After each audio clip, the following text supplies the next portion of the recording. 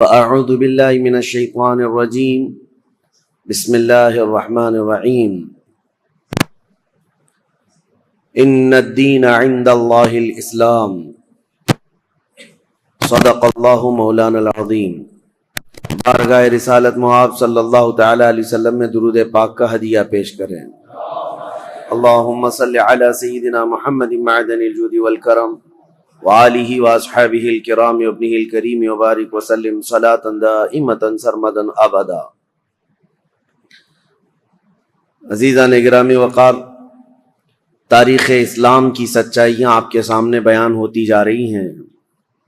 خلافت راشدہ کا دور ختم ہوا 40 ہجری میں، چونکہ نبی مکرم مخبر صادق رسول اکرم صلی اللہ تعالی علیہ وسلم کا فرمان علی شان بھی تھا، الخلافت بعدی 30 ثم الملوک، میرے بعد خلافت 30 سال رہے گی، پھر بادشاہت آ جائے گی۔ تو یہ جو خلافت ہے اس کو خلافت راشدہ کہا جاتا ہے۔ اس کے بعد جو آئے ان کو بظاہر خلیفہ تو کہا جاتا ہے، لیکن اس حدیث پاک کی روشنی میں خلفائے راشدین کے بعد جو آئے ان کو بادشاہ کہا جاتا ہے، کیونکہ خلیفہ جو لفظ ہے یہ بہت ہی بامعنی لفظ ہے، اور خلافت جو جس کو زیب دیتی ہے اس کے اندر بہت سارے گر ہونی چاہیے، بہت سارے ہنر ہونے چاہیے، بہت سارے اخلاق حمیدہ ہونی چاہیے۔ خلافت راشدہ کا جو دور ہے 30 سال چلا، یہ اسلام کا سنہری دور ہے، بلکہ اس کو خلاصہ اسلام کہا جاتا ہے۔ یعنی خلفائے راشدین کا جو دور ہے، اسلام کی ترویج و اشاعت اور اس کا صحیح چہرہ لوگوں تک پوری دنیا میں پہنچانے میں یہ دور بڑا اہم کردار رکھتا ہے۔ پھر اسلام پھیلتا رہا، لیکن اس دور کی مثال نہیں مل سکتی۔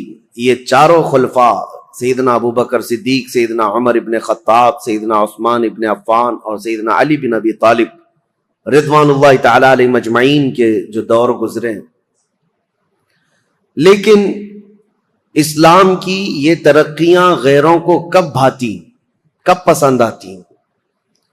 رومیوں کو انہوں نے دھول چٹا دیا ہے، ایرانیوں کی سلطنت ختم ہو گئی ہے، افریقہ میں اسلام پہنچ چکا ہے، آرمینیا، آذربائیجان، رشیا کے قلب میں اسلام جا چکا ہے۔ تو ظاہر سی بات ہے دشمنان اسلام اس کو ویلکم کرتے ہوئے، استقبال کرتے ہوئے تو نہیں قبول کریں گے۔ دسیسہ کاریاں شروع ہو گئیں، فتنہ پردازیاں، فتنہ انگیزیاں۔ جو چھپے ہوئے لوگ تھے، بظاہر مسلمان تھے لیکن اندر سے وہ کافر تھے، ان منافقین نے اسلام کو نقصان پہنچانے کے لیے کوئی بھی حصہ چھوڑا نہیں۔ جیسے کہ میں نے 2 دن قبل بتایا تھا، سب سے پہلے فتنے کا بیج بونے والا جو شخص تھا عبداللہ بن سبا، یہودی تھا، اسلام میں آیا لیکن جماعتیں پیدا کر دیں۔ اب خلافت راشدہ ختم ہوتے ہوتے ہی مسلمانوں میں جماعتیں آ گئی تھیں، یعنی مولا علی کرم اللہ وجہہ الکریم کا جو انتقال ہوا، آپ کی جو شہادت ہوئی، تقریباً 3 خلفاء کی شہادتیں ہوئی۔ حضرت عمر بھی شہید ہوئے، حضرت عثمان بھی شہید ہوئے، اور حضرت علی کرم اللہ وجہہ الکریم یہ بھی شہید ہوئے۔ لیکن فرق یہ ہے کہ خلیفہ دوم حضرت عمر کی جو شہادت ہے وہ ایک غیر مسلم مجوسی کے ہاتھوں ہوئی، جو آگ کا پجاری تھا، اس کا اسلام سے لینا دینا نہیں تھا، اور اس نے اپنی ذاتی رنجش میں قتل کیا ہے۔ لیکن حضرت عثمان کا قتل مسلمانوں کی ایک باغی جماعت نے کیا، اور حضرت علی رضی اللہ تعالیٰ عنہ کا قتل بھی بظاہر مسلمان کہلانے والے تھے لیکن وہ کافر ہو چکے تھے، خارجی، لیکن نام کے وہ مسلمان ہی تھے، عبد الرحمن بن ملجم جس نے قتل کیا۔ تو اب یہاں سے آپ اندازہ کریں کہ مسلمانوں کے ہاتھ سے جب اتنے بڑے 2 خلیفہ قتل ہو گئے، شہید ہو گئے، تو پھر فتنہ پیدا ہو ہی چکا تھا، فتنہ عروج پر تھا۔ 2 جنگوں کا ذکر کل میں نے کیا تھا، ایک جنگ جمل اور ایک جنگ صفین۔ یہ جنگ جمل جو ہے سیدہ عائشہ صدیقہ رضی اللہ تعالیٰ عنہا تشریف لائی تھیں اس جنگ میں، اور پھر وہ صلح ہو گئی، واپس وہ چلی گئی، حضرت علی بھی گئے، لیکن غلط فہمی سے دونوں فوجوں میں لڑائیاں ہوئیں اور دونوں میں صحابہ بھی شہید ہوئے ہیں۔ اس جنگ کے بعد ایک اور جنگ ہوئی تھی جس کو جنگ صفین کہتے ہیں۔ یہ حضرت امیر معاویہ ملک شام سے نکلے تھے، چونکہ میں نے بتایا تھا آپ کو کہ حضرت عثمان غنی کے قتل کا بدلہ لینے کا سب سے زیادہ جو اعلان کر رہے تھے اس میں حضرت امیر معاویہ تھے، کیونکہ خاندان ایک ہی ہے، حضرت عثمان کا خاندان بھی اور حضرت امیر معاویہ کا خاندان بھی ایک ہی ہے۔ تو خون عثمان کا قصاص، بدلہ، اس نعرے سے وہ اٹھے تھے، اور اس کے بعد جنگ جمل کے بعد حضرت امیر معاویہ رضی اللہ تعالیٰ عنہ بھی فوج لے کر کے نکل پڑے تھے۔ حضرت علی کرم اللہ وجہ الکریم نے بہت ساری صلح کی کوششیں فرمائیں، خطوط لکھے، لیکن جواب میں صرف ایک ہی جواب آتا تھا کہ خون عثمان کا بدلہ چاہیے۔ یہاں تک کہ ایک بڑے صحابی ہیں جریر بن عبداللہ بجلی، یہ گئے اور حضرت امیر معاویہ سے انہوں نے کہا، کیا آپ کو یہ نہیں معلوم کہ علی بن ابی طالب رسول اللہ صلی اللہ علیہ وسلم کی قرابت داروں میں سے، خاندان میں سے، اور صحابہ میں وہ افضل ترین ہیں، پھر آپ کس طرح سے ان کے لیے جنگ کا ارادہ کر کے نکلتے ہیں؟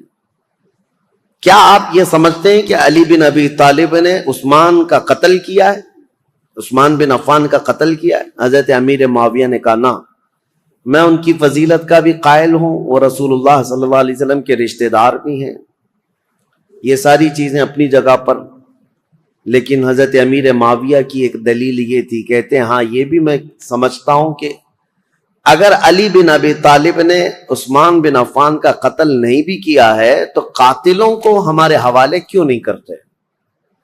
جنہوں نے قتل کیا ان کو ہمارے حوالے کرے۔ تو حضرت علی کرم اللہ وجہ الکریم کے پاس انہوں نے خط لا کر کے دیا کہ امیر معاویہ تو یوں کہہ رہے ہیں۔ حضرت علی نے کہا، مجھ سے وہ لوگ ایسی چیز کا مطالبہ کر رہے ہیں جو میرے ہاتھ میں ہے ہی نہیں۔ حضرت عثمان غنی کے قاتل کون ہیں یہ پتہ ہی نہیں ہے، تو کیسے ان کے حوالے کیا جائے؟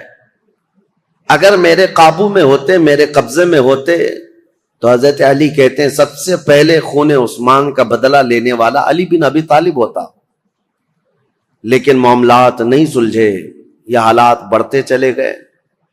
پھر حضرت امیر معاویہ جو لشکر لے کر کے نکل پڑے، اور ان دونوں جماعتوں کی ایک جگہ پر جا کر آمنا سامنا ہو گیا، ان جماعتوں کا مقام نہروان کے قریب۔ حضرت امیر معاویہ کے ساتھ جو فوج تھی وہ بھی بہت ہزاروں کی تعداد میں، اور حضرت علی رضی اللہ تعالیٰ عنہ کے ساتھ جو فوج تھی وہ بھی ہزاروں کی تعداد میں۔ لیکن حیرت کی بات یہ ہے کہ کچھ جو دور اندیش تھے، صحابہ تھے، وہ لڑائی ہونے نہیں دے رہے تھے۔ دونوں فوجیں میدان میں پڑاؤ تو کر لیں، یہ جمادی الاول کا شروع کا مہینہ تھا، اور جمادی الاخر آ گیا، یعنی 2 مہینے تک فوجیں وہیں پر رہیں، لیکن لڑائیاں نہیں آمنے سامنے۔ اور حتیٰ کہ حالات ایسے ہو گئے کہ ادھر کی فوج ادھر کے لوگوں میں آ جاتی تھی پانی لینے کے لیے، ادھر کے لوگ ادھر جاتے تھے پانی لینے کے لیے، تو دوستی بھی ہو گئی 2 مہینے میں۔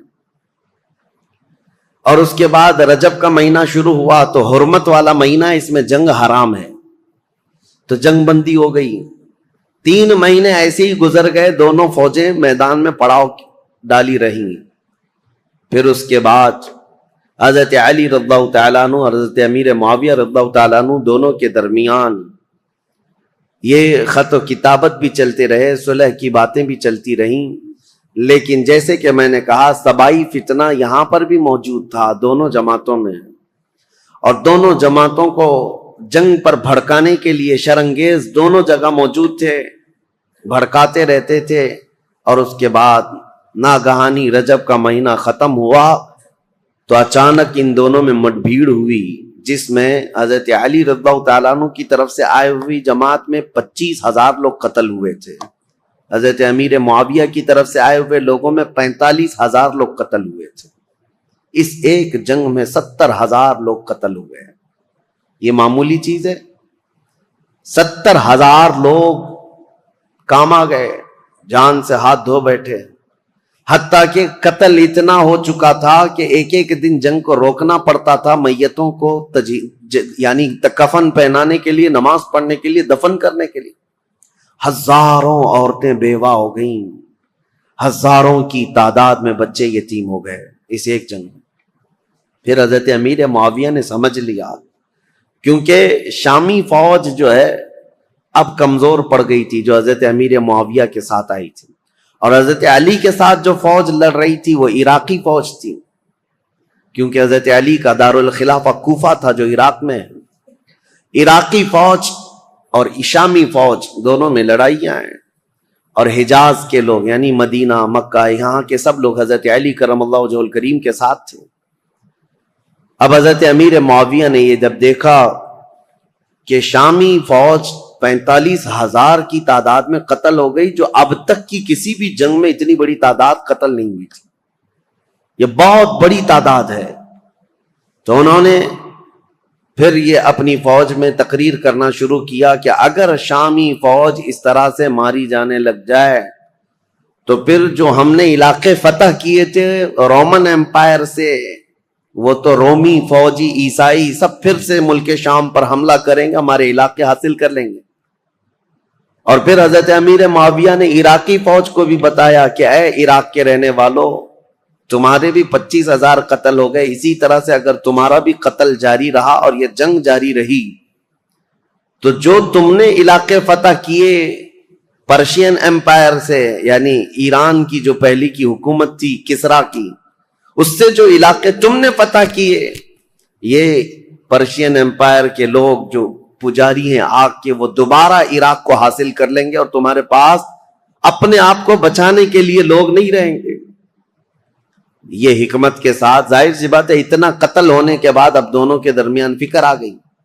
حضرت علی کرم اللہ وجہ الکریم نے جب یہ بات سنی تو عراقیوں کو پوچھا تو عراقی پیچھے ہٹنے کو تیار نہیں تھے، کہا کہ اب امیر معاویہ کی فوج کمزور پڑ رہی ہے اس لیے ایسی باتیں کر رہے ہیں، وہ صلح کرنے کو تیار نہیں تھی فوج۔ تو حضرت امیر معاویہ نے ایک ترکیب نکالی، 5 بڑے بڑے اپنے شام کے لوگوں کو بلایا، کیونکہ حضرت امیر معاویہ بہت ہی مدبر آدمی تھے، سیاست میں ان کا کوئی مثل نہیں ملتا، بلکہ ان کو کہتے ہیں پورے عرب کا ذہن، پورے عرب کی عقل ان کے پاس تھی۔ حضرت امیر معاویہ انہوں نے 5 بڑے بڑے قرآن مصحف جس میں قرآن لکھا ہوا تھا، قرآن پاک کے نسخے منگوائے اور کہا قرآن پاک کو اٹھاؤ اور ہم یہ اعلان کرتے ہیں کہ ہم آپس میں قرآن کو حکم بنائیں گے اور اس کے مطابق اپنے آگے کے معاملات طے کریں گے۔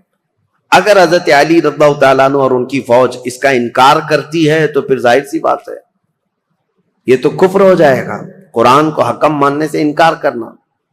تو حضرت امیر معاویہ کی یہ ترکیب تھی، 5 بڑے بڑے قرآن اٹھا کر کے وہ لائے اور پیچھے اور بھی سینکڑوں لوگ قرآن سر پہ اٹھا کر کے لے آئے اور اعلان کیا عراقی فوج کے سامنے، حضرت علی کے سامنے، کہ یہ ہم لوگ جنگ بندی چاہتے ہیں اور قرآن جو ہے اس کو ہم حکم بنانا چاہتے ہیں اور اس کے مطابق ہم آگے کام کریں۔ حضرت علی اگر انکار کرتے تو ان کی فوج میں ہی لوگ آپ کے باغی ہو جاتے ہیں کہ آپ نے تو قرآن کا انکار کر دیا۔ تو حضرت علی رضی اللہ تعالیٰ عنہ یہ سیاست سمجھ گئے، آپ نے فرمایا ہم نے جو جنگ کی ہے وہ اسی لیے کہ تم قرآن کے پابند بن جاؤ، اسی لیے تو ہم تلوار اٹھائے، اور آج اگر آپ کو یہ بات لگ رہی ہے کہ قرآن کو حکم بنایا جائے تو اس کے سب سے پہلے پیروکار ہم ہوں گے۔ پھر دونوں کی جانب سے یہ بات طے پائی کہ ایک ایک صحابی کو حکم بنایا جائے اور قرآن اور حدیث رسول کے مطابق وہ فیصلہ کرے۔ تو حضرت امیر معاویہ نے اپنے مشیر خاص یعنی ان کے بہت قریبی تھے عمرو بن عاص رضی اللہ تعالیٰ، صحابی ہیں جنہوں نے مصر فتح کیا، وہ حضرت امیر معاویہ کے قریبی تھے، حضرت امیر معاویہ نے ان کو حکم بنا دیا۔ حضرت علی رضی اللہ تعالیٰ عنہ کی طرف سے حضرت ابو موسیٰ اشعری، یہ نہایت سادہ دل تھے اور ہر ایک کے متعلق عفو درگزر کا معاملہ اپنے اندر رکھتے تھے، جیسے اپنے لیے سوچتے تھے ایسے دوسرے کے لیے بھی خیال رکھتے تھے۔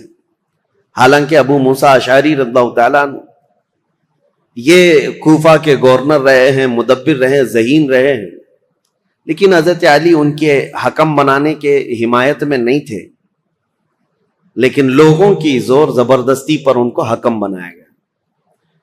مسئلہ تاریخ کا ہے، اس لیے میں آپ کو بتا رہا ہوں، پھر اسی لیے میں تاریخ دہراتا ہوں کہ کوئی ڈھکوسلا بازی کرتے ہوئے تمہیں پھر گمراہ نہ کر دے۔ حقیقت کیا ہوئی اور کیا ہوا تھا یہ جاننا آپ کے لیے ایک بار ضروری ہے۔ دونوں نے حکم بنایا۔ حضرت عمرو بن عاص یہ ہمیشہ اپنے تدبر اور تفکر کو کام میں لاتے، اور جب بھی حضرت ابو موسیٰ اشعری آتے تو ان کا نہایت شاندار استقبال اور تعظیم و تکریم کرتے اور کہتے، ابو موسیٰ اشعری آپ مجھ سے رتبے میں بڑے ہیں، آپ رسول اللہ کے صحابی ہیں، آپ سے پہلے میں ہو ہی نہیں سکتا۔ تو حضرت ابو موسیٰ اشعری پر یہ دباؤ ہمیشہ رہتا تھا، اور دونوں کو اب صلح نامے پر دستخط کروانی تھی، یا جو بھی دونوں لوگ فیصلہ لیتے اس پر عمل کرنا تھا دونوں جماعتوں کو۔ دونوں نے وعدہ کر لیا تھا، دستخطیں ہو گئی تھی۔ اب یہ دونوں صحابہ کو ٹائم دیا گیا، رمضان شروع ہونے سے پہلے تک آپ اپنا حکم نامہ یا جو آپ کا فیصلہ ہے وہ سنا دیں۔ ایک جگہ بھی منتخب کر لی گئی، اس جگہ پر جا کر کے اپنا فیصلہ سنائیں گے۔ اب دونوں آپس میں بیٹھ کر کے جو باتیں کرتے ہیں، حضرت ابو موسیٰ اشعری اور حضرت عمرو بن عاص، دونوں میں بہت لمبی گفتگو ہوئی ہے۔ اب وہ ضروریات میں سے نہیں ہے جس کو بیان کرنا، کیونکہ حضرت ابو موسیٰ اشعری یہ پوچھتے تھے عمرو بن عاص سے، آپ کس اعتبار سے امیر معاویہ کو خلافت کا حقدار سمجھتے ہیں، جبکہ ابھی حضرت علی بن ابی طالب ہمارے درمیان موجود ہیں اور رسول اللہ کے داماد ہیں، ان کی فضیلتیں آپ سے چھپی ہوئی نہیں ہیں۔ حضرت عمرو بن عاص نے بھی اسی طرح کی گفتگو کی۔ بہرحال اس پوری گفتگو کا جو خلاصہ نکلا وہ میں بتاتا ہوں۔ حضرت عمرو بن عاص کہتے تھے ہمیشہ کہ آپ پہلے بتائیں آپ چاہتے کیا ہیں۔ حضرت ابو موسیٰ اشعری نے کہا، اب میں یہ چاہتا ہوں کہ مسلمانوں کو اس فتنہ انگیزی سے اور یہ روز روز کی جنگ سے نکالنے کے لیے یہ اعلان کر دوں کہ اب حضرت علی بھی خلیفہ نہیں ہے، امیر معاویہ بھی خلیفہ نہیں ہے، یہ معاملہ اب جیسے صدیق اکبر کے زمانے میں مسلمانوں کے حوالے تھا، وہ جس کو چاہیں خلیفہ منتخب کریں۔ رسول اللہ صلی اللہ تعالی علیہ وسلم کی وفات کے بعد جو حالات ہوئے تھے، میں یہ چاہتا ہوں کہ مسلمانوں کے حوالے یہ کر دیا جائے اور پھر سے وہ منتخب کریں۔ حضرت عمرو بن عاص نے کہا، بالکل آپ صحیح سوچتے ہیں۔ حضرت عمرو بن عاص بھی اسی خیال کے حامی رہے، لیکن بہرحال دونوں حکم تھے، دونوں صحابی تھے۔ بات یہاں تک آئی، جس دن یہ اعلان ہونا تھا حضرت ابو موسیٰ اشعری اور حضرت عمرو بن عاص کی طرف سے، یہ تاریخ ہے میرے عزیزوں، حجاز کے، مکہ مکرمہ، مدینہ طیبہ کے اکثر بڑے بڑے صحابہ بھی یہ فیصلہ سننے کے لیے آئے تھے کہ آج ہوگا کیا، کہ مسلمانوں کے درمیان جاری جنگ کو ختم کرنے جا رہے ہیں دو حکم صحابہ۔ تو دونوں کو الگ الگ اختیارات تھے، آپ جو کہیں گے اس پر عمل ہوگا، لیکن قرآن اور حدیث کے مطابق۔ تو حضرت عمرو بن عاص نے یہ کہا کہ پہلے میں نہیں سناؤں گا، اپنا فیصلہ پہلے ابو موسیٰ اشعری سنائے۔ حضرت ابو موسیٰ اشعری کو کھڑا کیا گیا، تو انہوں نے اپنا فیصلہ سنا دیا کہ میں نے یہ ارادہ کیا ہے کہ مسلمانوں کو جنگوں میں مبتلا کرنے سے بہتر ہے کہ یہ خلافت سے دونوں معزول ہو جائیں، دستبردار ہو جائیں۔ جبکہ امیر معاویہ رضی اللہ تعالیٰ عنہ کی اس وقت بھی کچھ لوگ خلافت کا اعلان کرتے تھے اور یہ خلافت کا معاملہ تھا، تو آپ نے کہا دونوں دستبردار ہو جائیں، مسلمانوں کے حق میں یہ فیصلہ ہو جائے۔ حضرت عمرو بن عاص نے یہ نہیں کہا، وہ کھڑے ہوئے کہا، دو حکم تھے، ان میں سے ایک حکم نے اپنا فیصلہ سنایا، ابو موسیٰ اشعری، انہوں نے اپنے فریق حضرت علی کو معزول کر دیا، لیکن میں اپنے فریق امیر معاویہ کو معزول نہیں کرتا، تو یہ ہمارا فیصلہ ہے۔ اس بات پر بہت بڑا ہنگامہ ہوا۔ پھر بات یہاں کو پہنچی کہ ان دونوں حکموں کی بات تسلیم کی جانی تھی، لیکن شامی الگ باغی ہو گئے، عراقی الگ باغی ہو گئے۔ بہرحال یہ معاملہ اس وقت جا کر ٹھنڈا ہوا جب خود حضرت علی اور حضرت امیر معاویہ آمنے سامنے آ گئے، اور ان دونوں نے آپس میں بیٹھ کر کے پھر صلح نامہ لکھا. حضرت علی کرم اللہ وجہ الکریم اپنی باقی ماندہ فوج کو لے کر عراق تشریف لائے، کوفہ، اور حضرت امیر معاویہ کو ملک شام بھیج دیا گیا. یہ معاملات جو ہوئے 37 ہجری میں، یعنی حضرت علی رضی اللہ تعالیٰ عنہ کی خلافت قائم ہو چکی تھی 35 ہجری میں، 37 ہجری میں یہ سب حالات ہوئے. پھر حضرت علی کرم اللہ وجہ الکریم کوفہ تشریف لے گئے. 40 ہجری میں حضرت علی کا انتقال ہو گیا. کل یہاں تک کے حالات میں آپ کے سامنے بیان کر چکا تھا. چونکہ یہ جنگ صفین کے بارے میں کل مختصراً عرض کیا تھا، آج میں نے اس کو ڈیٹیل میں آپ کے سامنے رکھ دیا. دونوں جنگیں، اس میں مسلمانوں کا بڑا خسارہ ہوا ہے، جنگ جمل ہو کہ جنگ صفین ہو، دونوں جنگوں میں مسلمان شہید ہوئے. لیکن جانتے ہو ان جنگوں کے بارے میں تمہارا موقف کیا ہے، ہمارا موقف کیا ہے، شیعہ لوگوں کا موقف کیا ہے؟ یہ اپنی جگہ پر خود مولا علی کرم اللہ وجہ الکریم کا موقف کیا ہے یہ ہم دیکھتے ہیں. جنگ صفین میں جو قتل ہو کر کے گرے ہوئی تھی لاشیں، جنگ کے بعد حضرت علی رضی اللہ تعالیٰ عنہ میدان سے گزرتے، یہ بھی حدیث موجود ہے، روایت موجود ہے، ابن عساکر کی روایت.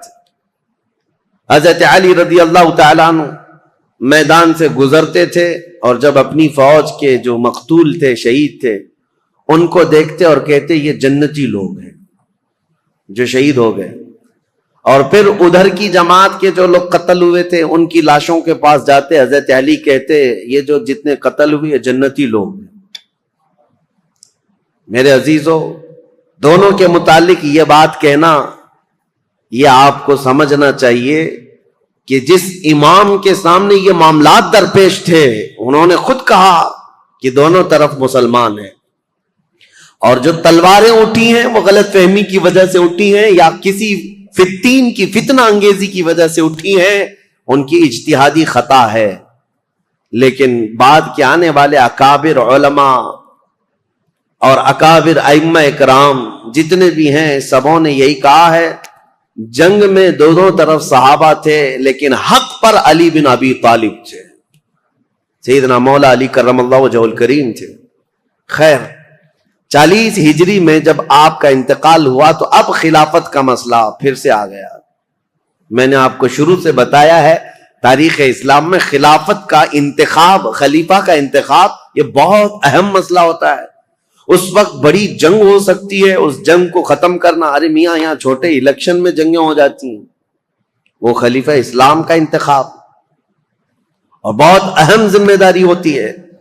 تو حضرت علی رضی اللہ تعالیٰ عنہ کے انتقال کے بعد جتنے کوفہ کے لوگ تھے، مولا علی کرم اللہ وجہ الکریم کے جتنے حمایتی لوگ تھے، اور مدینہ مکہ مکرمہ میں جتنے لوگ مولا علی کرم اللہ وجہ الکریم کے لوگ، ان کی جماعت کے، ان کے حامیان میں سے تھے، سبوں نے یہ اعلان کیا کہ حضرت علی کے بڑے بیٹے حسن، امام حسن مجتبیٰ کو خلافت پر فائز کیا جائے.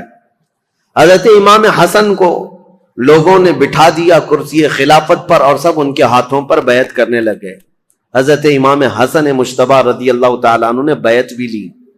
یہ 5ویں خلیفہ ہیں، تاریخ ہے 5ویں خلیفہ ہیں، اور خلافت راشدہ کا جو 30 سال کا پیریڈ ہے اس کے اندر ہی ہیں.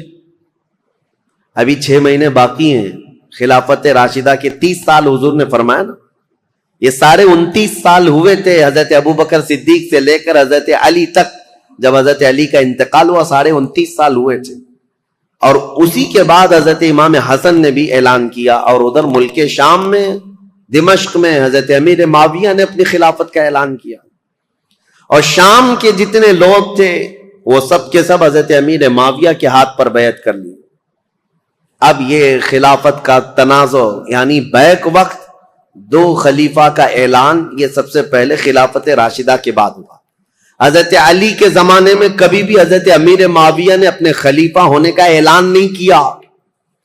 یہ کہتے رہے کہ خلافت کے حقدار ہم بھی ہیں، لیکن خلیفہ ہونے کا عام اعلان کبھی نہیں کیا.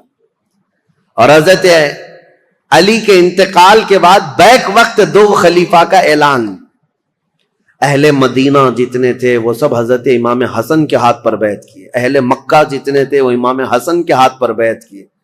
اہل عراق جتنے تھے وہ امام حسن کے ہاتھ پر بیعت کیے. اب سیدنا امام حسن کی خلافت کا دور ہے تو ظاہر سی بات ہے میرے عزیزوں کچھ باتیں امام حسن مجتبی کی سننا بھی ضروری ہے. رسول اللہ صلی اللہ تعالی علیہ وسلم کے یہ وہ عظیم نواسے ہیں جن کو خود رسول اللہ میں اپنا بیٹا کہتے تھے، اور مدینے میں موجود صحابہ کہتے ہیں رسول کریم صلی اللہ تعالی علیہ وسلم سے سب سے زیادہ ملتی جلتی شکل اگر کسی کی تھی تو امام حسن مجتبی کی تھی. ان کے چہرے پاک کو دیکھتے لوگ تو حضرت امام حسن مجتبی رضی اللہ تعالیٰ عنہ کو حضور کو یاد کرتے تھے. اور امام حسن کی فضیلت کیا تھی، یہ نبی پاک صلی اللہ تعالی علیہ وسلم کے وہ محبوبوں میں سے ہیں، دونوں شہزادے حسن و حسین رضی اللہ تعالیٰ عنہما. حضرت ابو ہریرہ رضی اللہ تعالیٰ عنہ ان حدیثوں کے راوی ہیں جنہوں نے مدینہ طیبہ میں خود اپنی آنکھوں سے دیکھا ہے حضور اکرم صلی اللہ تعالیٰ علیہ وسلم کس قدر ان دونوں شہزادوں سے پیار کرتے. یہاں تک کہ ایک مرتبہ امام حسن کو اور امام حسین کو، یا صرف امام حسن کو، کندھے پر سوار کر کے حضور مدینے میں چل رہے تھے. کسی صحابی نے دیکھ کر کے حضرت امام حسن کی طرف دیکھ کر کہا شہزادے کتنی اچھی سواری پایا ہے، کونین کا آقا و مولا سید الانبیاء جس کے دوش پر تو سواری کر رہا ہے. نبی پاک صلی اللہ تعالی علیہ وسلم نے اس صحابی سے فرمایا تم نے صرف سواری دیکھا، یہ بھی تو دیکھو سوار بھی کتنا اچھا ہے، سوار بھی کتنا اچھا ہے. نبی کریم صلی اللہ تعالی علیہ وسلم ان شہزادگان سے بے حد محبت کرتے تھے. یہاں تک ارشاد ہے حدیث میں ہما ریحانتی فی الجنہ ہما ریحانتی فی الدنیا. حضور صلی اللہ تعالی علیہ وسلم نے فرمایا کہ یہ دونوں شہزادے میرے لیے دنیا میں جنت کے دو پھولوں کی طرح. اسی لیے حضور ان کی گردنوں کو سونگھتے تھے اور ان کے چہروں کو جب بوسہ لیتے تھے تو آپ ان کو سونگھا کرتے. صحابہ یہی کہتے کہ آپ ان بچوں کو سونگھتے ہیں. چومنے کا، بوسہ دینے کا رواج تو ہے، سونگھنے کا کیا ہے؟ نبی کریم صلی اللہ تعالی علیہ وسلم یہ فرماتے یہ جنت کے دو حسین پھول ہیں، اور ان کے نام عرب میں بالکل نیو نام تھے، بالکل جدید. اس سے پہلے حسن نام بھی عربوں میں نہیں پایا جاتا تھا، حسین نام بھی نہیں پایا جاتا تھا. صحابہ کہتے ہیں اللہ تعالیٰ نے یہ دونوں نام بچائے رکھے، محفوظ رکھے، اور رسول اللہ کے نواسوں کے سب سے پہلے نام رکھے گئے حسن اور حسین. سیدنا امام حسن اور حسین ان کی فضیلتیں کیا بیان کی جائیں. اب چونکہ امام حسن کی خلافت کا دور ہے تو ان کے بچپن کے حالات، نبی کریم صلی اللہ تعالی علیہ وسلم کی آغوش تربیت میں انہوں نے پروان چڑھی پایا ہے. تو اس سے بہتر اور کیا چیز بیان کی جائے جن کو نبی کریم صلی اللہ تعالی علیہ وسلم نے اپنے ہاتھوں سے کھلایا ہو، اپنے ہاتھوں سے سلایا ہو، اپنے ہاتھوں سے پہنایا ہو، اور جب حضور نماز میں چلے جائیں تو یہ بچے حضور پر سوار ہو جائیں. اس قدر حسین اور خوش نما ماحول میں انہوں نے تربیت پائی ہے مدینہ طیبہ میں. نبی کریم صلی اللہ تعالی علیہ وسلم کی آغوش محبت میں پروان چڑھنے والے یہ جوانوں کی فضیلتیں بیان سے باہر ہیں. حضور نے فرمایا میرے یہ دونوں بچے جنتی جوانوں کے سردار ہیں. اور حضور اکرم صلی اللہ تعالی علیہ وسلم نے خاص امام حسن کے لیے جو ایک بات فرمائی، چونکہ خلافت امام حسن کی بات چل رہی ہے. ایک بار رسول پاک صلی اللہ علیہ وسلم خطبہ دے رہے تھے ممبر پر کھڑے تھے تو امام حسن ایک پاؤں کو پکڑے ہوئے تھے حضور صلی اللہ علیہ وسلم کی، حضور کے قدم مبارک کو پکڑے ہوئے تھے. جب حضور ممبر پر خطبہ دے رہے، نبی کریم صلی اللہ تعالی علیہ وسلم نے خطبہ دیتے دیتے لوگوں کو یہ ارشاد فرمایا لوگوں اس بچے کو پہچانو، ایک دور آئے گا میرا یہ بچہ سردار ہوگا اور میری امت کی دو بڑی جماعتوں میں صلح کر آئے گا. حضور صلی اللہ تعالی علیہ وسلم کا فرمان. کب؟ جب امام حسن کی عمر بہت چھوٹی سی تھی، بچپن میں رسول پاک صلی اللہ تعالی علیہ وسلم کا قدم پاک پکڑ کر بیٹھے ہوں خطبے کے دوران. اس وقت رسول اللہ نے یہ بشارت دی تھی کہ میرا یہ بیٹا سردار ہوگا اور دو بڑی جماعتوں میں صلح کرائے گا. بہرحال فضیلتیں بیان سے باہر ہیں. آپ نہایت ہی متقی پرہیزگار، یہاں تک کہ صحابہ اور تابعین نے کہا ہے، امام حسن بصری اور دیگر تابعین سے یہ روایت ہے کہ امام حسن بصری سے زندگی بھر میں کسی نے سخت جملہ نہیں سنا. ایک ہی مرتبہ ان کا عمیر بن عثمان ان سے کچھ زمین کے معاملات کو لے کر کے مسئلہ ہوا. انہوں نے بہت انہیں سمجھایا. امام حسن کبھی بھی سخت جملہ نہیں کہتے تھے اور نہ ہی زندگی میں کبھی کسی نے ان سے گالیاں سنی، کبھی نہیں ہوا. حضرت امام حسن بہت بردبار کس کو کہتے ہیں؟ سب سے زیادہ برداشت کی طاقت رکھنے والا. امام حسن کے اندر یہ جذبہ تھا، کبھی کسی کے خلاف سخت جملہ استعمال نہیں کیا. عمیر بن عثمان سے جب یہ معاملہ ہوا تو لوگوں نے آ کر کے کہا کہ آپ کی ساری دلیلیں، ساری باتیں انہوں نے رد کر دی، وہ ماننے کو تیار نہیں. امام حسن نے کہا اس سے زیادہ میں کیا کر سکتا ہوں، اس کی ناک خاک آلود ہو جائے. بس یہ ایک جملہ فرمایا گیا. پوری زندگی میں ہم نے امام حسن سے سنا، اس کے علاوہ سخت جملہ کسی کے بارے میں کہتے ہوئے کبھی نہیں سنا. حتیٰ کہ آپ کو میں بتاؤں، مروان، یہ جس نے حضرت عثمان غنی کی مہر چرائی تھی، یہ مروان جو بھاگ کر گیا تھا حضرت عثمان کے قتل کے وقت، مدینے میں نہیں تھا. یہ حضرت علی رضی اللہ تعالیٰ عنہ کی وفات کے بعد جب امیر معاویہ نے ملک شام میں خلافت کا اعلان کیا تو مروان کو مدینے کا گورنر بنا کر بھیج دیا. یہ مروان سخت قسم کا آدمی تھا. اس کی پیدائش میں فرمایا تھا رسول کریم صلی اللہ تعالیٰ علیہ وسلم نے، گرگٹ کا بچہ گرگٹ پیدا ہو گیا. یہ مروان بن حکم، یہ وہ شخص ہے مدینے کا حاکم بنا تھا. یہ خطبہ دیتا تھا اور خطبے میں سخت جملے حضرت امام حسن کے بارے میں کہتا تھا، اور امام حسن بیٹھے ہوئے سنتے تھے خطبے میں. ان کے باپ کو گالیاں دیتا تھا اور حضرت امام حسن کو بولتا تھا. یہاں تک کہ ایک مرتبہ امام حسن ایک مجلس میں بیٹھے ہیں، اور بھی لوگ تھے، مروان بیٹھا ہوا ہے. اس نے تانا مارتے ہوئے یہ کہا کہ ایسا شخص ہے، میں اس کے باپ کے بارے میں کہتا ہوں تو یہ کہتا ہے میری ماں گھوڑی تھی. نعوذ باللہ من ذالک. سیدہ کائنات کی طرف بھی اس نے بد زبانی کی تھی. میں یہ بات صرف اس لیے کہہ رہا ہوں، اتنا سخت جملہ سامنے کہنے کے بعد امام حسن مجتبی رضی اللہ تعالیٰ عنہ اف تک نہ کہتے تھے. کھڑے ہو گئے. لوگوں نے کہا نواز رسول، جگر گوش بطول حسن مجتبی کے متعلق ایسا کہتا ہے. حضرت امام حسن یہ کہتے کہ اے لوگوں، تم سب کے سامنے اللہ نے مجھے سورج کی طرح ظاہر رکھا ہے، میرے اندر کوئی ایسی چیز نہیں.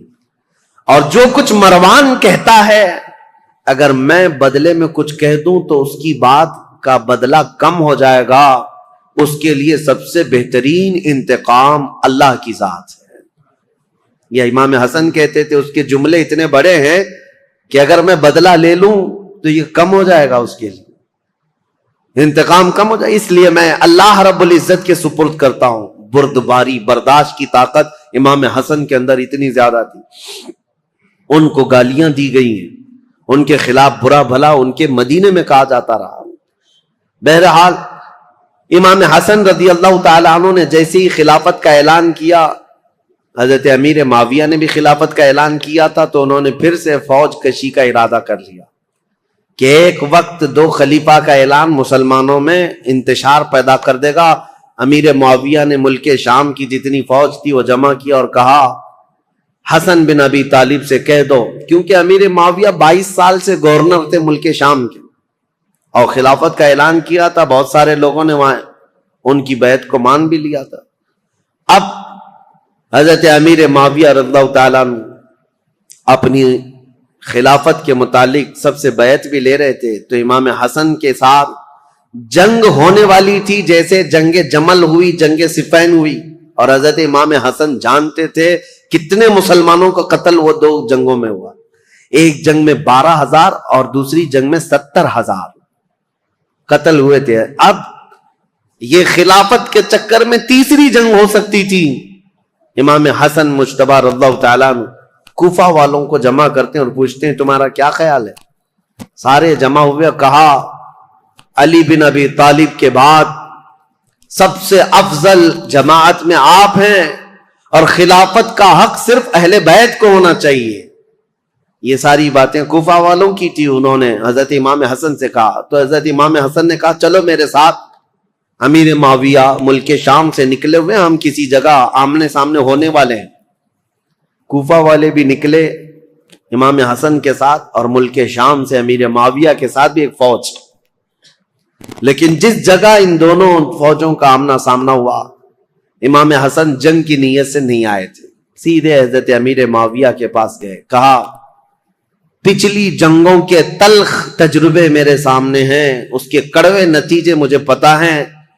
خون بہے گا ہمارے درمیان یا تمہارے درمیان، میں خلافت کا یہ کڑوا مزہ نہیں لینا چاہتا، لہذا میں تم سے کچھ شرائط پر صلح کرنا چاہتا ہوں.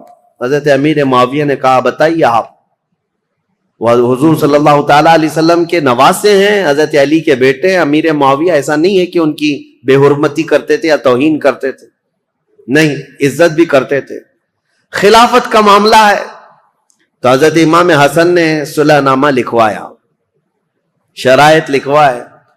اس میں پہلی یہ تھی کہ امیر معاویہ کے انتقال کے بعد خلافت پھر امام حسن کے پاس آ جائے گی. دوسری یہ تھی کہ جو علاقے مدینے کے، مکہ کے جو لوگ حضرت علی کرم اللہ تعالی وجہ الکریم کے حامی ہیں، ان سے کوئی سختی نہیں کی جائے گی، باز پرس نہیں کیا جائے گا، یا جو جنگوں میں تمہارے سامنے آ چکے تھے ان سے کوئی بدلہ نہیں لیا جائے گا، کیونکہ اب آپ خلیفہ بن رہے ہیں. آپ کے خلاف جو جنگیں ہوئی ہیں اس زمانے میں، اب ان کو پکڑ کر کے مارا جائے یا ان کو قید کیا جائے، یہ نہیں ہوگا. یہ سب شرطوں میں حضرت امام حسن نے لکھوایا اور کہا کہ اہل حجاز، مکہ مدینے والوں کا اور اہل بیت کا خاص خیال کیا جائے. حضرت امیر معاویہ نے ان تمام شرائط کو قبول کر لیا، سب منظور ہے. پھر ہر سال 1,00,000 دینار امام حسن مجتبی رضی اللہ تعالیٰ عنہ کو نظر کیے جانے پر یہ صلح منظور ہوئی. حضرت امیر معاویہ واپس چلے گئے اور امام حسن بھی اپنی فوج کو لے کر واپس آئے، اور کوفہ میں آپ نے منبر پر کھڑے ہو کر کے اعلان کیا کہ اے لوگوں، میں اس خلافت سے دستبردار ہو گیا جس کے لیے مسلمانوں کا خون بہتا جا رہا ہے. میں نے معاویہ بن ابی سفیان کے حوالے اس خلافت کا ذمہ دے دیا ہے. یہ اعلان کرنے کے بعد اب پورے خطہ اسلام میں ایک ہی خلیفہ تھا، وہ امیر معاویہ کی ذات. امام حسن 6 مہینے تک خلیفہ رہے اور 6 مہینے کے بعد دستبردار ہو گئے. اس اعتبار سے خلفائے راشدین میں حضرت امام حسن کا بھی نام آتا ہے. وہ 6 مہینے جو بچے تھے وہ خلافت راشدہ کے، اس میں امام حسن نے خلافت کی. لیکن ظاہر سی بات ہے کچھ لوگ چڑھاتے ہیں، کچھ لوگ اتارتے ہیں، یہ ہر زمانے میں رہتے ہیں. حضرت حسن کے بہت سارے لوگ مخالف ہو گئے کوفہ میں ہی. کہا ہم تو آپ کے لیے جان لٹانے والے تھے، ہم تو آپ کے لیے گردنیں لٹانے والے تھے، آپ نے تو جا کر اس سے صلح کر لی، ہم آپ کی صلح کو نہیں مانتے، آپ کو خلیفہ ہونا چاہیے تھا. زور زبردستی. حضرت امام حسن نے کہا میں نے خلافت کے سارے دور دیکھے ہیں، صدیق اکبر سے لے کر میرے باپ علی بن ابی طالب تک جو معاملات ہوتے رہے، لیکن اب وہ زمانہ نہیں رہا جس میں اکابر صحابہ تھے، بدر میں شریک، احد میں شریک، فتح مکہ میں. وہ صحابہ کی تعداد کم ہو گئی ہے. اے لوگوں، اب خلافت نہیں، اب ملوکیت آ گئی، اب بادشاہت آ گئی ہے، اور میں نہیں چاہتا کہ یہ بادشاہت کا دھبا آل رسول کے دامن میں بھی آئے. یہ حضرت امام حسن کا اعلان تھا. وہ بادشاہت کا داغ نہیں لینا چاہتے تھے، کیونکہ دنیا بات کو یہ نہ کہے کہ رسول اللہ کے شہزادے خلافت راشدہ کے بعد پھر بادشاہ بن گئے. نہیں، میرے آقا صلی اللہ تعالی علیہ وسلم جن شہزادوں کو چوما کرتے تھے ان شہزادوں نے خلافت کو یوں دے دیا. حضرت امیر معاویہ کے جانے کے بعد میرے عزیزو یہ ایک ایسی عظیم صلح تھی پورے اسلامی تاریخ میں جس نے بہت بڑی جنگ کا ناکہ بند کر دیا تھا. ختم ہو گئی، جنگیں ختم ہو گئی. اب یہاں پر ان کی صلح کے بعد رسول مختار صلی اللہ تعالی علیہ وسلم کی وہ حدیث یاد کرو جب میرے آقا نے منبر پر کھڑے ہو کر کے امام حسن مجتبی کے لیے کہا تھا میرا یہ بیٹا سردار ہوگا اور میری امت کی 2 بڑی جماعتوں میں صلح کرائے گا. اس مخبر صادق صلی اللہ علیہ وسلم کے فرمان کو امام حسن نے سچ ثابت کر دکھایا. میرے عزیزو، تخت پر بیٹھنا یہ کمال کی بات نہیں، نیچے چل کر کے بادشاہ بننا یہ بہت بڑے کمال کی بات ہے. امام حسن خلافت سے دستبردار تو ہو گئے، لیکن لوگوں کے دلوں سے کبھی ان کی محبت کم نہیں ہوئی. لوگوں کے دلوں میں ان کے لیے احترام کا جذبہ بہت زیادہ تھا. آج بھی میرے عزیزو، میں ایک حیرت کی بات ہے آپ کو بتاؤں، مدینہ طیبہ میں جانے کے بعد ان ظالم نجدیوں نے جنت البقیع کے جتنی قبریں تھی بلڈوزر سے سب کو منہدم کر دیا، صاف کر دیا. پہلے سب کی قبریں تھی، سیدہ کائنات فاطمۃ الزہرا کی، سیدنا امام حسن کی وہیں پر مدینہ طیبہ میں، اور امام باقر، امام زین العابدین یہ وہاں پر ہیں، اور کئی ازواج، ساری ازواج مطہرات حضور کی 2 بیویوں کو چھوڑ کر، اور حضور صلی اللہ تعالی علیہ وسلم کے کثیر صحابہ، عثمان ابن عفان، سب وہاں جنت البقیع میں سب کو بلڈوزر سے ختم کر دیا. لیکن آج بھی جاؤ مدینہ طیبہ، صبح شام حاضریاں تو ہوتی ہیں، دروازہ کھلتا ہے، ایک نہیں ہزاروں کی تعداد میں سارے مومنین جاتے ہیں، جنت البقیع جاتے ہیں، ڈھونڈتے رہتے ہیں آج بھی. اور قبریں نہ بھی ملے تو انہیں ان صحابہ کو اور ان اکابر کو یاد کر کے روتے ہیں اور دعائیں کرتے ہیں اور واپس آتے ہیں. میں پوچھنا چاہتا ہوں، قبروں کو منہدم کر دینے کے بعد پورے کروڑوں مسلمانوں میں سے کسی کے بھی دل میں سیدہ فاطمۃ الزہرا کی عظمت کم ہوئی؟ کیا امام حسن مجتبی کی قبر کو ڈھا دینے کے بعد ان کی عظمت کسی کے سینے میں کم ہوئی؟ ان ظالموں کو یہ خبر نہیں، ان کے مقامات و مراتب صرف قبروں سے نہیں ہے. اللہ جسے مقام دیتا ہے وہ صبح قیامت تک عطا کرتا ہے. یہ ہمارے دلوں میں ان کی عظمت ہے. سیدنا امام حسن مجتبی رضی اللہ تعالیٰ عنہ نے خلافت امیر معاویہ کے حوالے کر دیا. چونکہ ہمارا موضوع جو چل رہا ہے وہ تاریخ اسلام ہے، تو تاریخ کو لے کر کے چلنا ہے مجھے کربلا تک. کربلا کے واقعات کیسے پیش آئے اب آپ کا ذہن بن گیا ہوگا. جب حضرت عثمان کے زمانے سے اتنے معاملات چل رہے تھے تو پھر کربلا آنے تک کے معاملات کیا کیا ہوئے ہوں گے. اب آپ کا ذہن خود ہی فیصلہ کرے گا کیا کیا ہوئے ہوں گے. ٹھیک ہے، حضرت امیر معاویہ آ گئے، والی شام ہی نہیں بلکہ پوری خلافت اسلامیہ کے آپ امیر بن گئے. اب ظاہر سی بات ہے، امیر معاویہ 40 ہجری میں خلیفہ بنے تو ان کا زمانہ خلافت جو ہے 60 سال تک رہا ہے، یعنی تقریباً 60 ہجری تک رہا ہے. 20 سال آپ نے خلافت کی ہے، تو اب ان کی بھی کچھ سیرت آپ کے سامنے رکھنا ضروری ہے. کون ہے امیر معاویہ؟ کون ہے یہ جو اب 20 سال خلافت کیا؟ خلفائے راشدین کے بعد سب سے لمبا دور ان کو ملا ہے، اور 22 سال پہلے گورنر رہے. کل 42 سال انہوں نے ملک شام کی رسی پکڑی ہے، باغ ڈور سنبھالا ہے. تو 42 سال تک مسلمانوں پر حکمرانی کرنے والے یہ امیر معاویہ کون ہیں؟ ان کی تاریخ بھی ضروری ہے. لیکن ان کی تاریخ سے پہلے میں امام حسن مجتبی رضی اللہ تعالیٰ عنہ کی خلافت کا دور تو ختم ہوا، لیکن آپ کی زندگی پاک موجود تھی.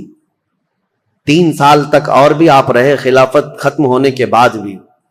اور اس کے بعد حضرت امام حسن کوفہ میں نہیں مدینہ طیبہ میں رہنے لگ گئے. مدینہ طیبہ میں ایک آپ کی عادتیں ہیں، آپ کی خصلتیں بہت ساری اہم ہیں.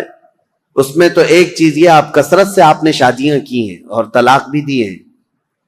اس کی ایک وجہ یہ بتائی جاتی تھی کہ لوگ، حضرت علی جو ہے اعلان کرتے بھی تھے ممبر پر کہ اے لوگوں، کوفہ کے لوگوں، میرے بیٹے حسن کو اپنی بیٹیاں مت دینا، یہ طلاق دے دیتا ہے. اس کے باوجود لوگ قبیلہ در قبیلہ آ کر کہتے ہم تو اپنی بیٹیاں دیں گے. وجہ یہ ہے کہ لوگ اپنی بیٹیوں کا رشتہ رسول اللہ کے خاندان سے جوڑنا چاہتے تھے کہ نسبت حاصل ہو جائے. اور حضرت امام حسن مجتبی رضی اللہ تعالیٰ عنہ نے صرف نسبت دینے کے لیے شادیاں فرمائیں.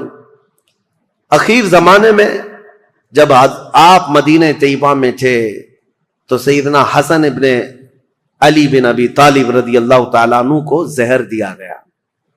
پہلے آپ کو دودھ میں کوئی زہر دیا گیا اور یہ تاریخ میں آپ کو بتاؤں، جیسے ہی آپ کو زہر دیا گیا رات کو ایسا تڑپتے تھے پوری، اور آپ کو جب بے چینی ہوتی، بے قراری ہوتی تو حکیم کو نہیں بلاتے تھے، دوڑ کر کے روضہ رسول کے پاس آتے تھے، نبی کریم صلی اللہ تعالی علیہ وسلم کے روزے کو پکڑ کر کے لپٹ جاتے تھے، اور تھوڑی دیر کے بعد حضرت امام حسن کے منہ سے وہ زہر نکل جاتا یا قے ہو جاتی اور آپ کو آرام مل جاتا اور آپ آتے۔ ایک بار ہوا، دو بار ہوا، دوسری مرتبہ بھی زہر دیا گیا۔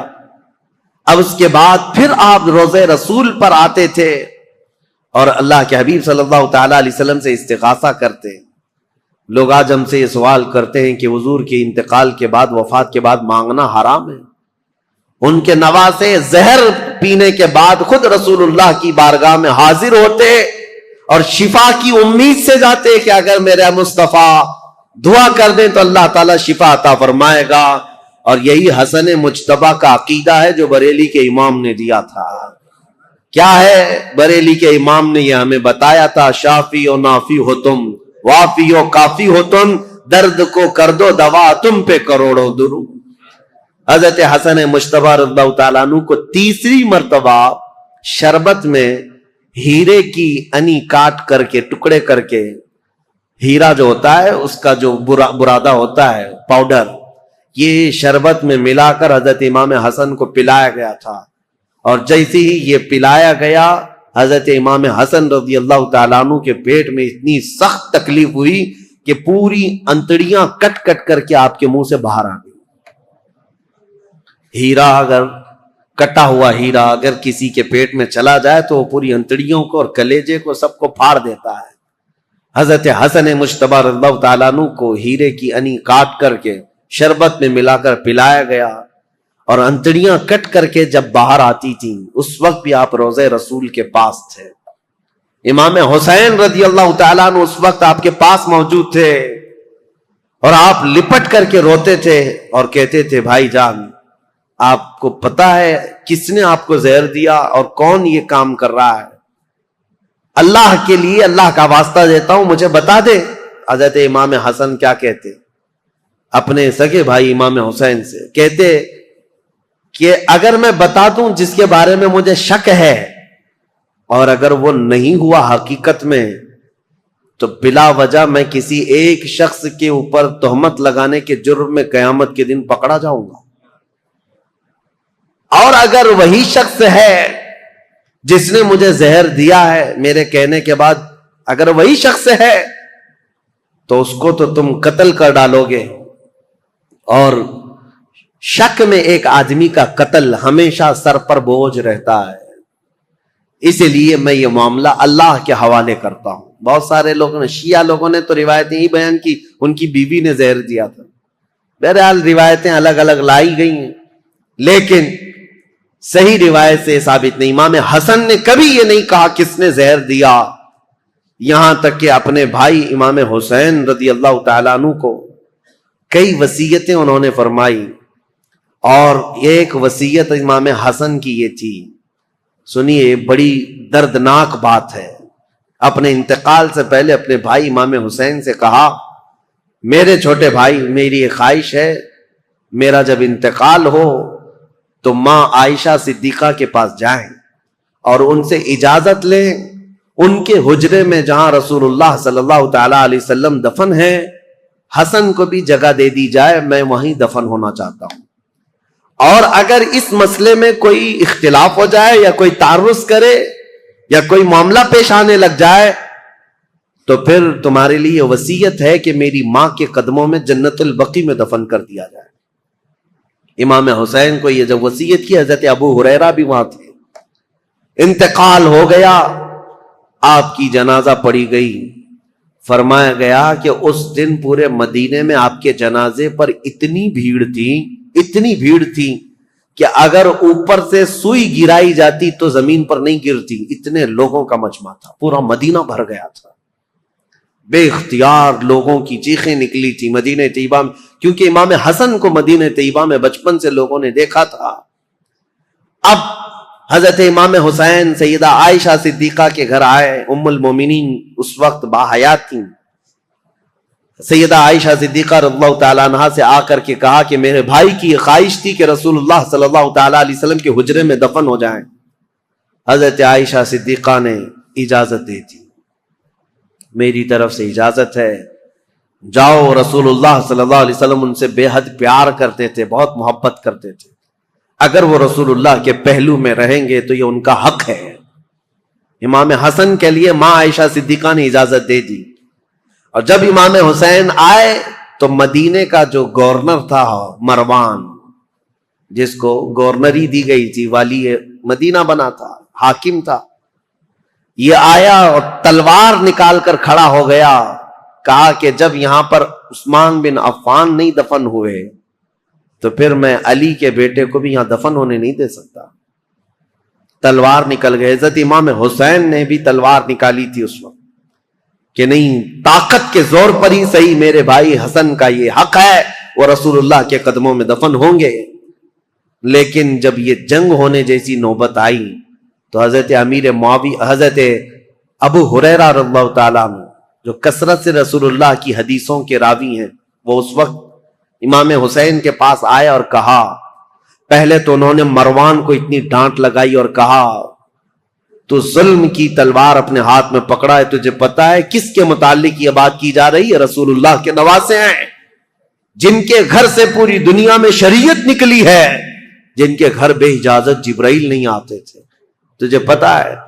اور اس کے بعد جب وہ سر پھرا شخص مروان جنگ پر آمادہ تھا تو حضرت ابو ہریرہ نے امام حسین کو یہ سمجھایا، کہا کیا آپ کو اپنے بڑے بھائی کی یہ وصیت یاد نہیں؟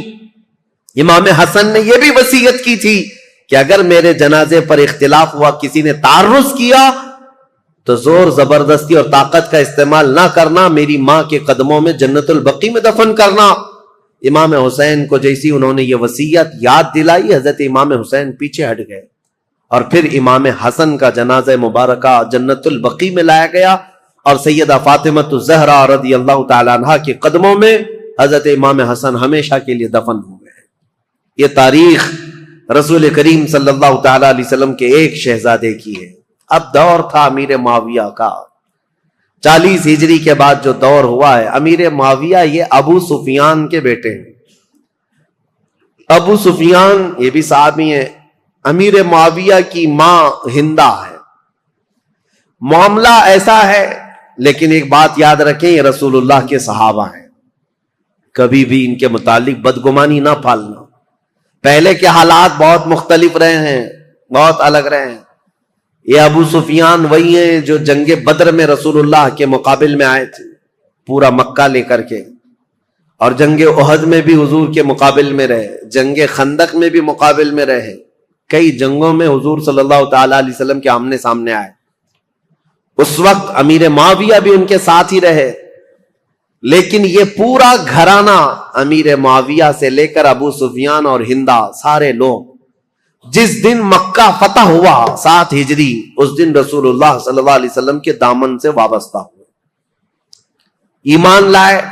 اس سے پہلے ایمان لائے ہوئے نہیں تھے. لیکن حضور کا یہ فرمان ہمیشہ یاد رکھنا، میرے آقا نے منبر پر کھڑے ہو کر کے اعلان فرمایا ہے، جو اسلام لاتا ہے، اسلام لانا اس سے پہلے کے سارے کاموں کو ختم کر دیتا ہے. کفر کیا، شرک کیا، گناہ کیا، جو کچھ بھی کیا تھا، لیکن اسلام لانے کے بعد پہلی والی چیزوں کا مواخذہ نہیں کیا جائے گا. اسلام ساری چیزوں کو مٹا دیتا ہے جو اسلام لاتا ہے. یہ فرمان ہمیشہ یاد رکھیں. تو صحابہ کو ان کے پرانے واقعات یاد دلا کر کے کبھی تان و تشنی کا نشانہ نہیں بنانا. بہت سارے ایسے چور آج آئے ہوئے ہیں سوشل میڈیا پہ، یہ خود ذلیل لوگ ہیں، جو ان صحابہ کی بات آتی ہے تو یہ کہتے ہیں کہ یہ لوگ تو دشمنان اسلام میں تھے، ڈر کر کے اسلام لائے تھے.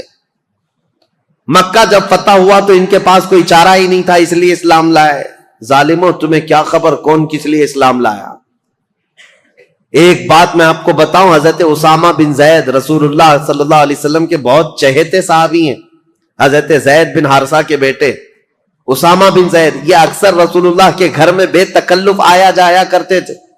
ایک جنگ میں رسول اللہ نے انہیں بھیجا تھا، کفار و مشرکین سے مقابلہ کرتے کرتے پہاڑیوں سے کچھ لوگ اتر رہے تھے. حضرت اسامہ کے ہاتھ ایک آدمی آ گیا، اور حضرت اسامہ نے اس پر تلوار تان لی. سامنے والے نے پڑھا لا الہ الا اللہ محمد رسول اللہ.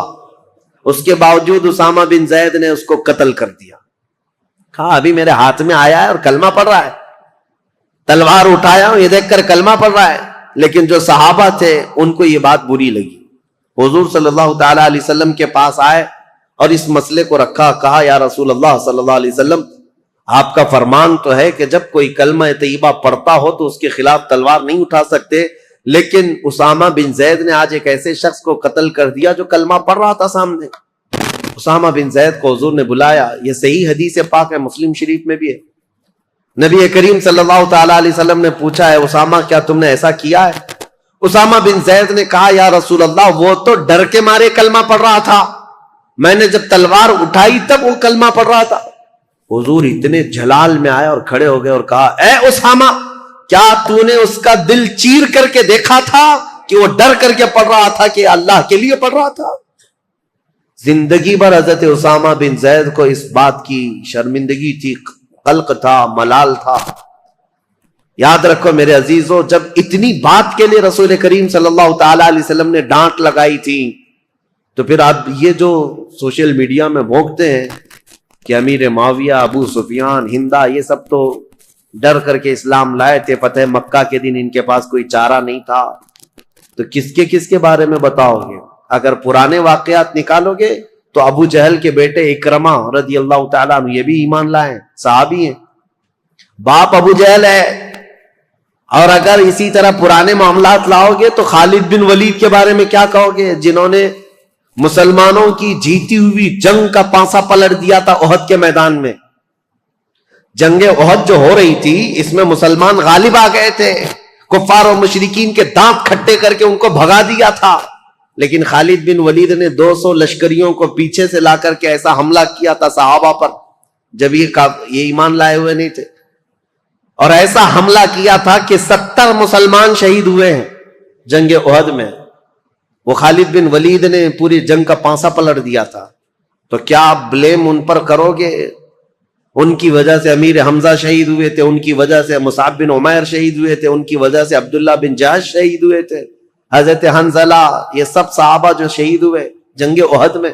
نہیں میرے عزیزوں, جو کچھ بھی ہوا ہے یہ حالات کے تقاضوں کے ساتھ بڑھتا گیا, لیکن جب کبھی کسی نے ایمان قبول کر لیا, جو کوئی اسلام سے وابستہ ہو گیا, اس کے پرانے حالات نہیں یاد دلائے جاتے, بلکہ ان کے لیے اتنا ہی کافی ہے کہ وہ ایمان کی حالت میں میرے رسول اللہ کا دیدار کر لیا ہے. یہ مقام قیامت تک اب کسی کو ملنے والا نہیں ہے.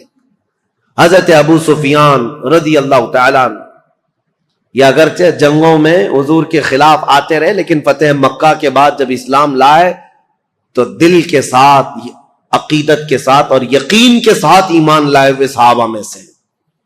اور ان کے بیٹے حضرت امیر معاویہ. اب امیر معاویہ کی پیدائش کا معاملہ میں بتاتا ہوں. ان کی ماں ہندا, یہ بھی صحابیاں ہیں, لیکن یہ وہی ہندا ہیں جنہوں نے احد کے میدان میں حضرت امیر حمزہ کا کلیجہ چبایا تھا. دیکھیے حالات کو اگر آپ بتائیں گے تو معاملات بہت سارے ہوئے ہیں, کیونکہ اس وقت جنگیں چل رہی تھیں, اور امیر حمزہ کا کلیجہ انہوں نے اس لیے چبایا تھا کہ ہندا کے باپ کو امیر حمزہ نے بدر میں مارا تھا, ہندا کے بھائی کو قتل کیا تھا. تو جس کے گھر میں یہ سب معاملات چل رہے ہوں, جنگوں کا تقاضا تھا اس وقت, لیکن بعد میں وہ ایمان لائیں اور صحابیت کا شرف بھی حاصل کیا. جو عورتوں میں صحابیات ہیں ان میں حضرت ہندا کا بھی مقام ہے. بات یہ تھی کہ ہندا کے باپ ربیعہ, یہ ہندا کی شادی فاقیہ نام کے ایک شخص سے کی تھی. فاقیہ بڑا امیر آدمی تھا, مکہ کا رہنے والا, اور وہ ایک مرتبہ اپنے بیوی ہندا کے ساتھ بیٹھا ہوا تھا, اور اس وقت جتنے شاعر آتے تھے دور دراز سے وہ فاقیہ کے پاس آتے, وہ سب کو پیسے بہت لٹاتا تھا. تو تھوڑی دیر کے لیے وہ کسی کام سے نکل کر باہر گیا, ہندا اکیلی بیٹھی تھی جھوپڑی میں, تو ایک کوئی اجنبی شاعر آیا, اور جیسی وہ خیمے کے پاس آیا اندر دیکھا عورت اکیلی ہے, تو دروازہ پردہ گرا کر وہ واپس چلا گیا کہ ہندا اکیلی ہے, شوہر نہیں ہے, فاقیہ موجود نہیں. اسی اسنا میں وہ شاعر جا رہا تھا، فاقہ اندر آ رہا تھا. فاقہ نے آتے ہی پوچھنا شروع کر دیا، اس مرد سے تیرا کیا تعلق ہے؟ اس اجنبی آدمی نے تیرے ساتھ اکیلے میں کیوں ملاقات کی؟ وہ اتنا شکی مزاج تھا کہ اس نے ہندا کا جینا تنگ کر دیا، بہت سخت شست کیا، اور اس کے بعد ہندا روتی ہوئی اپنے باپ کے پاس آ گئی. تو جو ہندا کا باپ ہے ربیعہ، اس نے کہا کہ سچ سچ بتا ہوا کیا تھا؟ تو ہندا نے کہا جو جو اس وقت ان کے خداؤں کی قسمیں وہ کھاتی تھی سب کھائی. کہا کہ میرا دامن پاک ہے، میں نہ اس آدمی کو جانتی ہوں نہ پہچانتی ہوں، مجھے تو یہ پتا بھی نہیں کوئی آیا تھا، یہ تو میرے شوہر نے بتایا کہ کوئی آ کر کے بھی گیا ہے یہاں پر. ہندا نے یہ سب باتیں کی. اب معاملہ یہاں تک پہنچا کہ ہندا کے باپ نے یہ کہا کہ اس مسئلے کو ہم، ایک مشہور کاہن تھا، عیسائی کاہن جو ہوتے ہیں جوتش جس طرح کے، ان کے پاس جا کر کے اس مسئلے کو رکھیں گے. یمن کا رہنے والا ایک جوتش ہے جو باتیں بھوشمانی کرتا ہے، اس کے سامنے یہ مسئلے کو رکھیں گے اور جو حقیقت ہوگی وہ کھل کر کے آئے گی. ہندا نے کہا ٹھیک ہے چلتے ہیں. فاقہ سے کہا گیا تو وہ بھی چلنے کو تیار تھا. وہ اپنے ساتھ خاندان کو لے لیا، فاقہ کو، اور ہندا کی سہیلیاں اور اس کا باپ، یہ سارے لوگ نکل پڑے یمن. اور جیسے یمن پہنچے تو ہندا کے جسم میں پیلا پنانے لگ گیا اور وہ ڈر کے مارے کانپنے لگ گئی. ہندا، باپ نے کہا تو چور ہوگی پھر، یا تو ڈر رہی ہے. جیسے ہی ہم کاہن کے پاس آئے تو ڈرنے لگ گئی. کہا میں ڈر نہیں رہی ہوں اس بات سے کہ میں گناہگار ہوں، میں ڈر رہی ہوں اس بات سے کہ یہ اٹکل پچو مارنے والے جوتش لوگ، اگر اس کا بتایا ہوا کبھی غلط نکل گیا، میں تو ویسے گنہگار نہیں ہوں لیکن اس کا کہا ہوا سچ ہے، یہ کیسے 100% یقین ہوگا؟ اگر اس نے غلطی سے کہہ دیا کہ میں نے کوئی غلط کیا ہے تو پورے عرب میں میری بدنامی ہوگی اور ہمیشہ کے لیے میرا نام زانیوں میں شمار ہو جائے گا، اس لیے میں ڈر رہی ہوں. یعنی مکہ کے جاہل لوگ تھے، مکہ کے بت پرست تھے، جیسے بھی تھے، لیکن ان کو اس بات کا بھی یقین تھا کہ جوتش لوگ اٹکل پچو مارتے ہیں. وہ بتوں کی پوجا کرنے والے بھی جانتے تھے کہ یہ پورا پکا نہیں بولتے. مجھے حیرت ہوتی ہے جاہل مسلمان کیسے طوطے والے بابا کے پاس جا کے بیٹھتے ہیں. طوطا نکال رہا ہے اور اس کا بھوش بتا رہا ہے اور خود کا پتہ نہیں ہے، برج پر بیٹھا ہوا ہے، سڑک پر بیٹھا ہوا ہے اور پالا ہوا ایک طوطا چٹیاں نکال کر. بڑے شوق سے لوگ اپنا مستقبل، اپنا فیوچر پوچھ رہے ہوتے ہیں. اور حیرت کی بات ہے طوطا بھی بتا رہا ہے اور کچھ لوگ اپنا ہاتھ لے جا کر کے بتا رہے ہیں لکیر دیکھو اور بتاؤ ہمارا فیوچر کیسا ہے. لکیریں دیکھ کر کے بتانے والے. میرے عزیزو، اللہ تبارک و تعالیٰ نے تمہارے سامنے پورا قرآن رکھا ہے، دین اسلام کی مضبوطیاں ہیں. میرے آقا نے فرمایا جو کسی کاہن کے پاس اپنا ہاتھ لے کر گیا، حضور نے فرمایا فقد کفر بما انزل محمد، اس نے محمد کا انکار کر دیا. جو کچھ رسول اللہ پر اترا ہے اس کا اس نے انکار کر دیا. تمہارا یہ شیوا نہیں ہے کہ تم مسلمان اور جوتشوں کے پاس جاؤ اور اپنے گھر بنانے کے لیے واستو پرکار کا خیال کرتے رہو. یہ سب چیزیں جو توہمات ہیں یہ تمہارے حصے کی نہیں ہے، تمہاری نہیں ہے.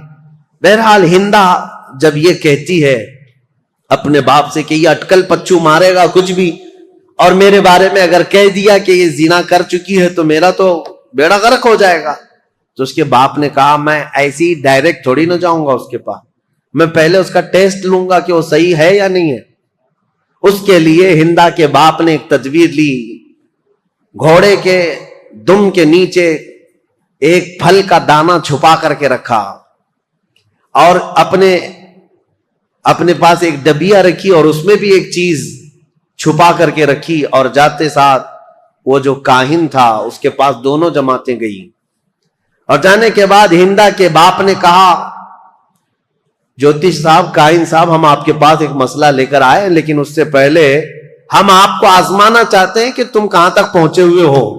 ہم کچھ کر کے لائے ہوئے ہیں اپنے ساتھ، وہ کیا ہے بتاؤ. اس جوتش نے کہا کہ تم جہاں آنے سے پہلے اپنے جانور کی پونچھ کے نیچے ایک دانہ دبا کر کے آئے ہو. اس نے صحیح بات کہی. کاہن جو ہوتے ہیں جوتش، ان کو شیطان کچھ خبریں دیتا ہے اور اس کے بعد جب اس نے صحیح صحیح بات بتائی، اس وقت کے کاہن یہ سب بتاتے تھے ستارہ دیکھ کر کے، تو ہندا کے باپ نے کہا دیکھو ہم نے جو ٹیسٹ لینا تھا وہ اس میں پکا نکلا ہے۔ اس کے بعد کہا اس جوتش سے کہ اب یہ بتاؤ ہم کیا مسئلہ لے کر کے یہاں پر آئے ہیں، اس میں ایک عورت کے بارے میں یہ الزام ہے کہ اس نے زنا کیا ہے اجنبی مرد سے۔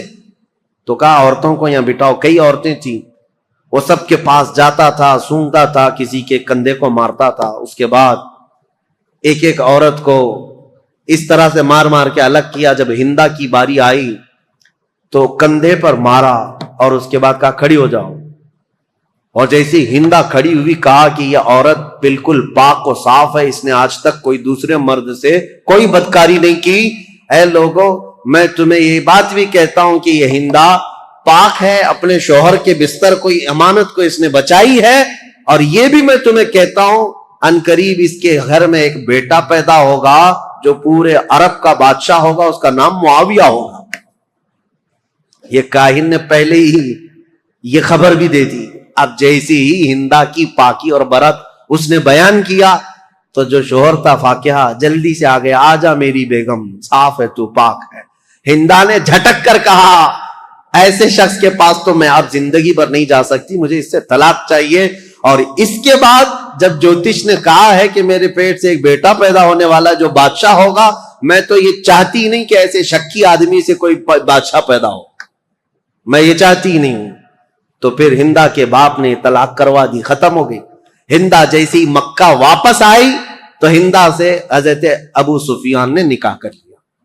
اس وقت یہ ایمان لائے ہوئے لوگ نہیں تھے، ابو سفیان نے نکاح کیا، اور ابو سفیان اور ہندا کے نکاح سے حضرت امیر معاویہ پیدا ہوئے۔ امیر معاویہ بچپن سے ہی بہت ذہین تھے، حلیم الطبع، بردبار، ان کے اندر بھی برداشت کی طاقت بہت، معاملہ فہمی اور سیاست ان کے اندر بچپن سے تھی۔ لکھنے پڑھنے میں بھی شوق تھا، اس لیے حضور صلی اللہ تعالی علیہ وسلم پر جب وحی اترتی تھی، قرآن کی آیتیں آتی تھی، تو لکھنے والے جو تھے چند صحابہ تھے، ان میں حضرت امیر معاویہ کا نام ہے، وہ کاتبین وحی میں سے ہیں۔ قرآن لکھنے کے لیے حضور نے چند صحابہ کو خدمت پر مامور کیا تھا، امیر معاویہ بھی قرآن لکھنے والوں میں تھے، کاتب قرآن ہیں، اور قرآن کو انہوں نے اپنے ہاتھوں سے لکھا ہے۔ جو سب سے پہلے نازل ہوا قرآن یہ حضرت امیر معاویہ، لیکن مسئلہ یہ ہے کہ یہ 7 ہجری میں ایمان لائے اور 11 ہجری میں حضور کی وفات ہوئی۔ 3 سال رسول پاک صلی اللہ تعالی علیہ وسلم کا زمانہ پایا، لیکن معاملہ وہ نہیں ہو سکتا جو صدیق اکبر کا تھا، معاملہ وہ نہیں ہو سکتا جو عمر فاروق کا تھا، معاملہ وہ نہیں ہو سکتا جو عثمان غنی اور حیدر کرار کا تھا، کیونکہ وہ سابقین اولین میں سے تھے، سب سے پہلے اسلام لائے، اور رسول پاک صلی اللہ تعالی علیہ وسلم کی سب سے زیادہ تربیت حاصل کرنے والے وہ صحابہ تھے۔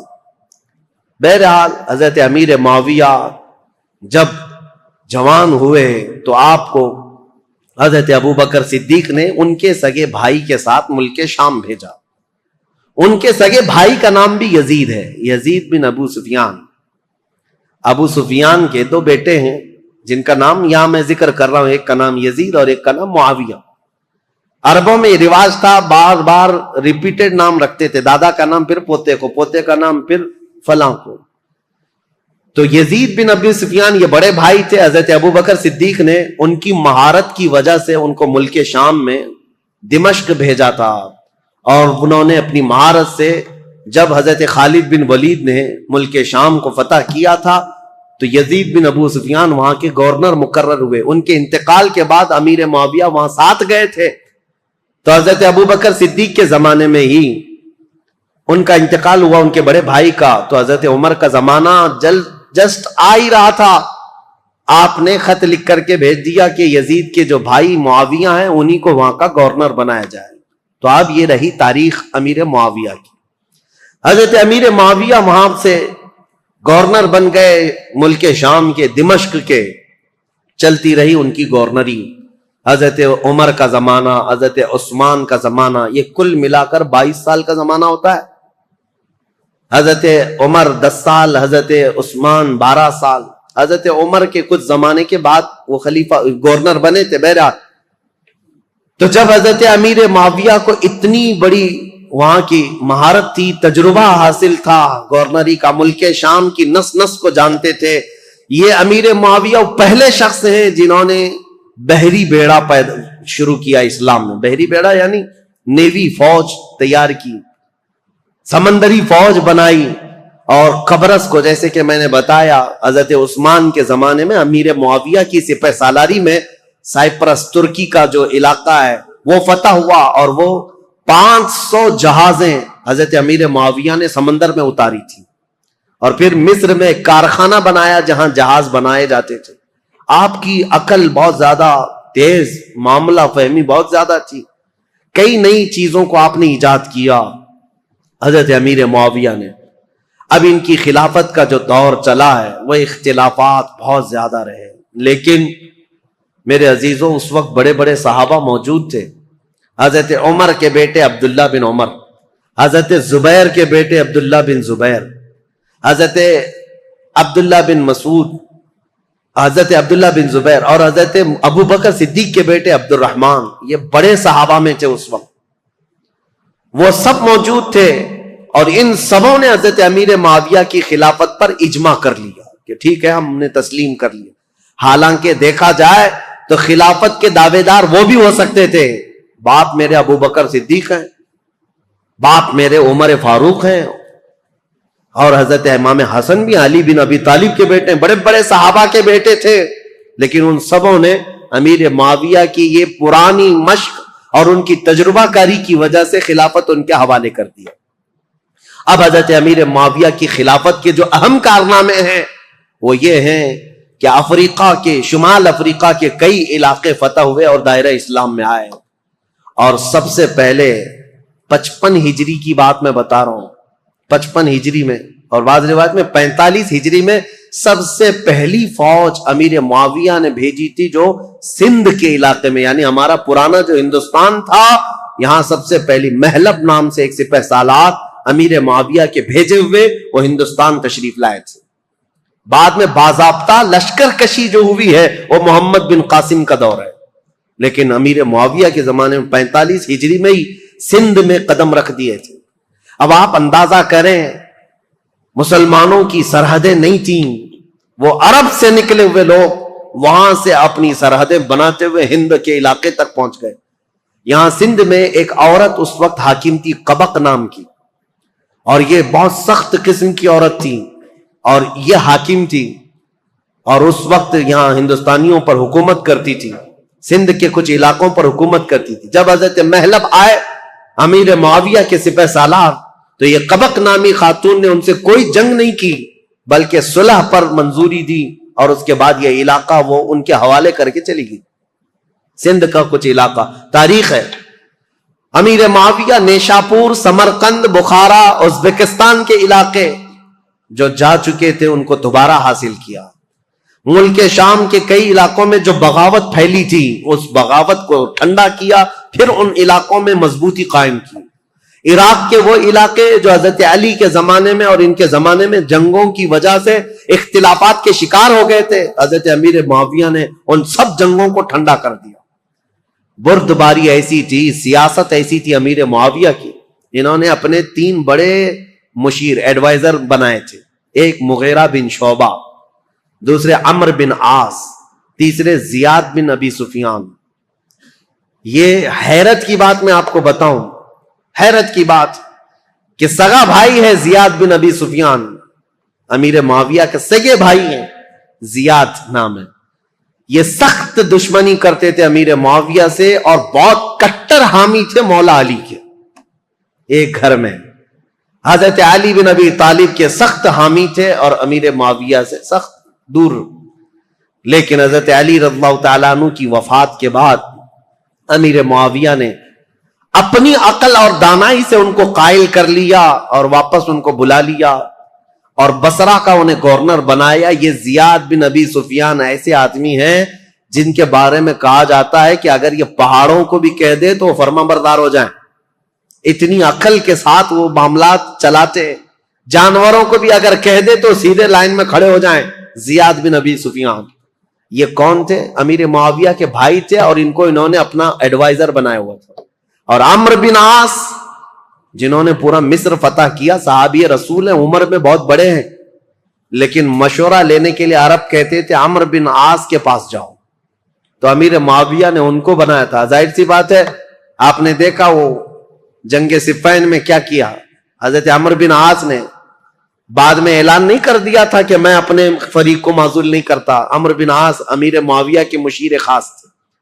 تیسرے تھے مغیرہ بن شعبہ، یہ بھی صحابی رسول ہیں، لیکن ایسے زیرک تھے یہ بھی، پورے کوفہ کو کنٹرول کرنے میں اور پورے عراق کو کنٹرول کرنے میں ان کا بڑا ہاتھ تھا.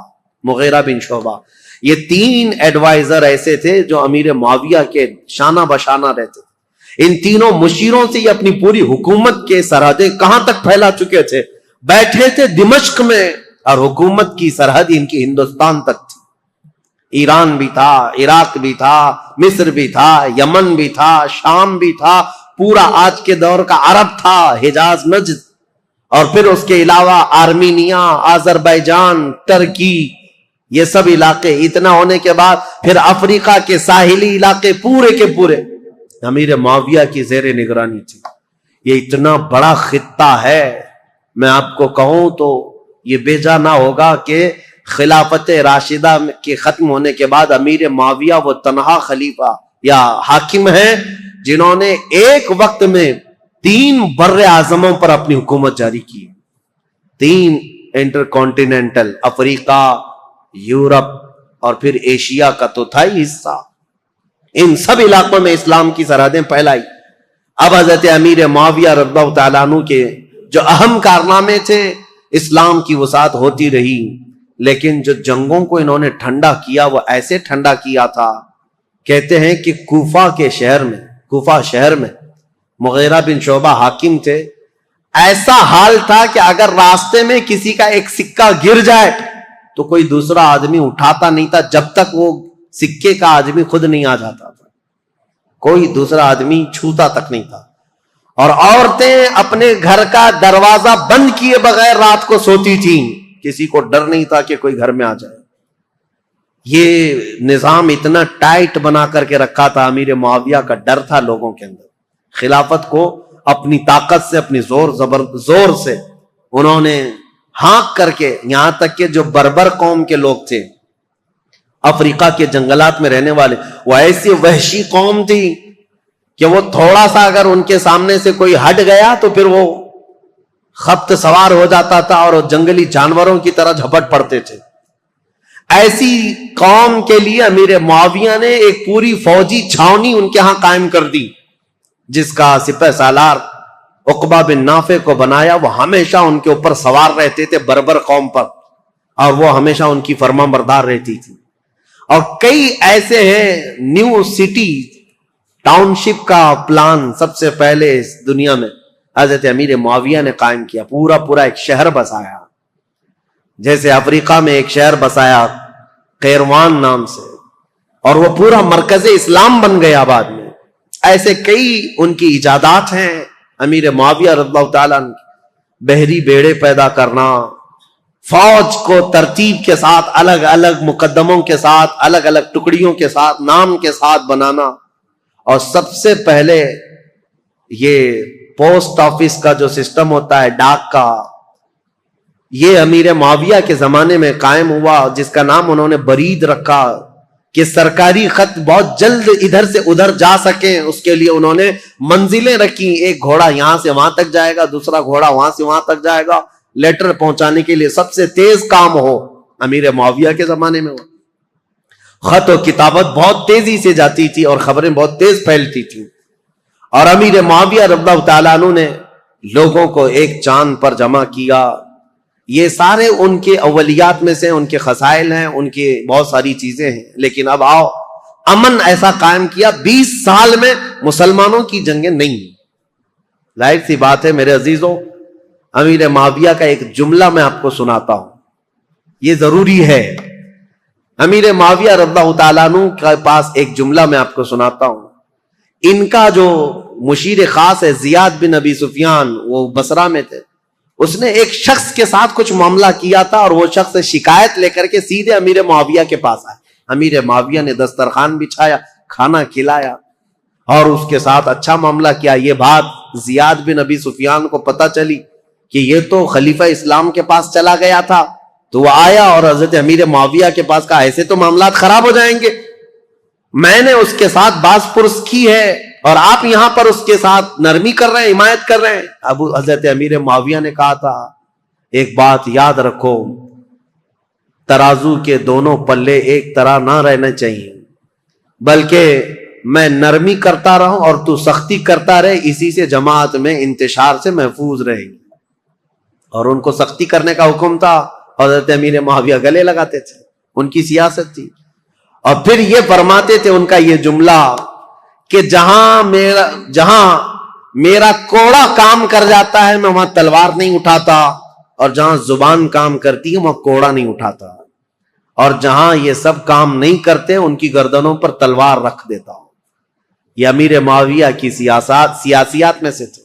حتیٰ کہ اب میں ان معاملات کو رکھ دیتا ہوں چونکہ یہ ضروری ہے, جو افواہ پھیلانے والے, دیکھیں میں اتنی دیر تک تقریر کیا اور حضرت امیر معاویہ پر اتنی دیر بولنا, یہ بہت احتیاط کے ساتھ بولنے کی ضرورت ہوتی ہے, کیونکہ جنگوں کا دور, اختلافات کا دور. ہاں ہوئے ہیں معاملات, جو نااہل تھے وہ حضرت علی کو گالیاں دیتے تھے ممبر پر بیٹھ کر کے, سب وہ شتم کرتے تھے. خود میں نے بتایا مروان بن حکم جو مدینے کا گورنر تھا وہ حضرت علی کی شان میں برا بھلا کہتا تھا. اور ایسا نہیں ہے کہ یہ لوگ سب وہ شتم کرتے تھے, گالیاں دیتے تھے, ایسا نہیں. کوفہ والے جو لوگ تھے وہ امیر معاویہ کو گالیاں دیتے تھے. یہ سب تو چلتا رہا. ایک صحابی حجر بن عدی جو حضرت علی کے کٹر حامی تھے, ان کا قتل ہو گیا اسی بات پر. وہ حضرت امیر معاویہ کو اور مغیرہ بن شعبہ کو بہت سخت جملے کہتے تھے کہ تم لوگ نااہل لوگ خلافت میں آ گئے, رسول اللہ کے گھر والوں کی یہ خلافت ہے. اس بات پر حضرت امیر معاویہ ان کو نذرانے بھیجتے تھے, ان کو تحفے دیتے تھے. مغیرہ بن شعبہ بھی ان کے وظیفے بڑھا دیتے تھے, حالانکہ ان کے سخت جملے سنتے تھے حجر بن عدی کے. لیکن جو نااہل, بعد میں ایک بار مغیرہ بن شعبہ کوفہ سے باہر گئے تھے اور کسی دوسرے شخص کو گورنر بنا کر گئے تھے, اور حجر بن عدی جو صحابی, یہ حجر بن عدی کون ہے بتاؤں میں آپ. حجر بن عدی انٹرنیٹ پر سرچ کر کے دیکھ لینا. یہ حجر بن عدی وہ صحابی ہیں کہ ابھی 2011-12 میں ملک شام میں جب یہ ریولوشن کی جنگ شروع ہوئی, ابھی تک جنگ چل رہی نا, وہاں پر بمباریاں ہوئیں تو حجر بن عدی کی قبر پر بم گرا اور پورا ٹوٹ گیا, اور حجر بن عدی کی قبر کھل گئی تو حضرت حجر بن عدی کا جسم مبارک صاف اسی طرح سے نکالا گیا. صحابی رسول کا جسم پاک, ان کی تصویر بھی پھیلی ہوئی ہے انٹرنیٹ پر. ملک شام میں حجر بن عدی یہ مولا علی کرم اللہ وجہہ الکریم کے کٹر حامی لوگوں میں سے ہیں. 1400 سال کے بعد میرے عزیزوں جسم اقدس صاف اسی طرح سے نکالا گیا ہے, آپ دیکھ سکتے ہیں اسی طرح سے نکالا گیا, اور دوسری جگہ بحفاظت دفن کیا گیا ہے. اے ظالموں, اپنی آنکھوں سے دیکھو اور کن کن چیزوں کا انکار کرو گے. میرے مصطفیٰ کے قدموں میں رہنے والے غلام کا جسم 14 صدیوں تک محفوظ ہے, تو اس رسول کائنات کے جسم کا عالم کیا ہوگا. تو زندہ ہے واللہ, تو زندہ ہے واللہ, میری چشم عالم سے چھپ جانے والے. میرے آقا صلی اللہ تعالی علیہ وسلم کی حیات برزخی کی بات ہی الگ ہے. بہرحال یہ حجر بن عدی وہ صحابی ہیں. مغیرہ بن شعبہ ان سے سخت جملے سنتے تھے, ان کو نذرانے دیتے تھے. امیر معاویہ کے بارے میں بھی اگر کچھ کہتے ان کو وظیفہ دے دیتے تھے, کچھ نہیں کہتے تھے. مغیرہ بن شعبہ یہ حضرت امیر معاویہ کے ایڈوائزر ہیں, لیکن حجر بن عدی کے ساتھ کوئی غلط معاملہ نہیں کرتے تھے. حضرت مغیرہ بن شعبہ کوفہ سے باہر کہیں گئے تھے اپنے کسی کو گورنر بنا کر, یہ نئے لوگ ہیں. حجر بن عدی اپنی عادت کے مطابق مسجد میں آئے, اور یہ نیا جو ہے وہ خطبہ دے رہا تھا, وہ اپنی عادت کے مطابق باتیں کر رہا. حجر بن عدی کھڑے ہو گئے اور کہا تم سب کذاب ہو, سب سے بڑے جھوٹے لوگ ہو. حقدار تو علی بن ابی طالب تھے, اور جس دن وہ گئے ہیں سورج ڈوب چکا ہے. حضرت علی کی فضیلت بیان کرنے لگے. یہ جو والی بنا تھا کوفہ کا وہ کھڑا ہوا اور سیدھے آ کر حضرت حجر بن عدی کو قتل کر دیا، صحابی رسول۔ تو یہ معاملات تو ہوتے رہے، ادھر بھی قتل ہوئے ادھر بھی قتل ہوئے، لیکن حضرت امیر معاویہ کا جو دور آیا انہوں نے زمام خلافت کو ایسا مضبوطی سے تھاما کہ پوری ہر جگہ امن قائم کر دیا۔ اتنا تو ہے کہ مکہ میں، مدینہ میں، کوفہ میں، بصرہ میں، ہر جگہ امن قائم کر دیا۔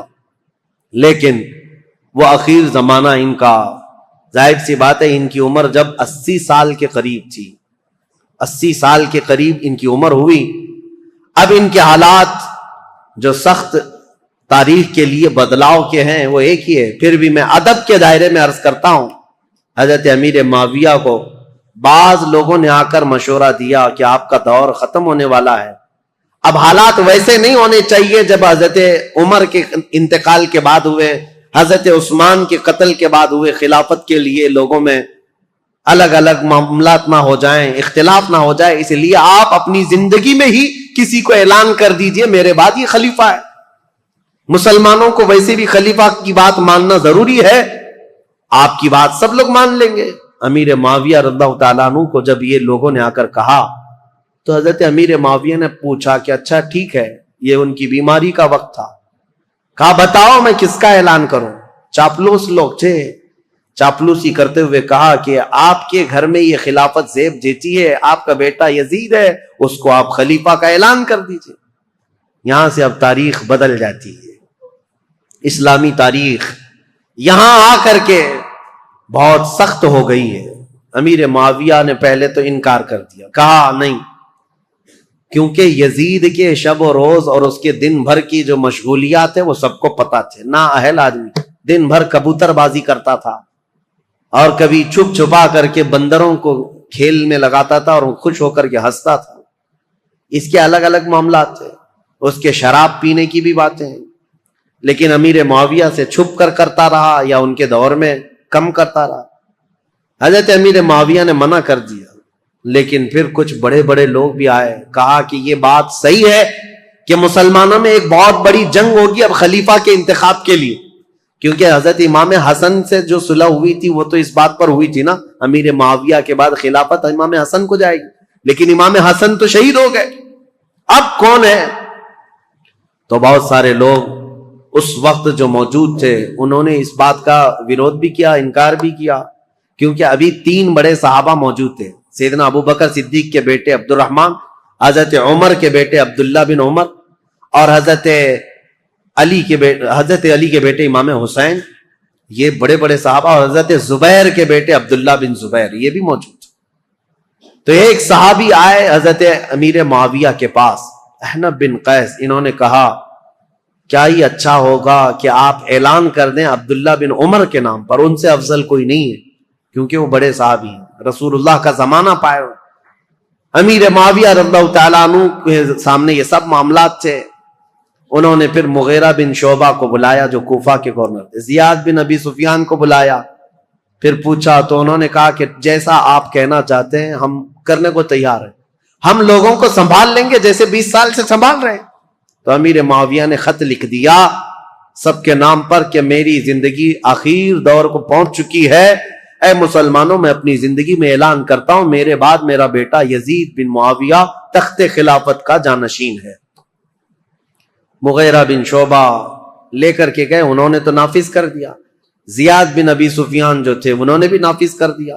اب مدینے کا مسئلہ تھا، مدینے میں مروان تھا، مروان کو لکھ کر کے بھیجا گیا، لیکن اس میں نام نہیں لکھا گیا۔ پہلے خط میں یہ لکھا گیا کہ امیر معاویہ یہ چاہتے ہیں مسلمانوں میں جنگ نہ ہو، اس لیے اپنی زندگی میں کسی کے خلیفہ ہونے کا اعلان کرنا چاہتے ہیں۔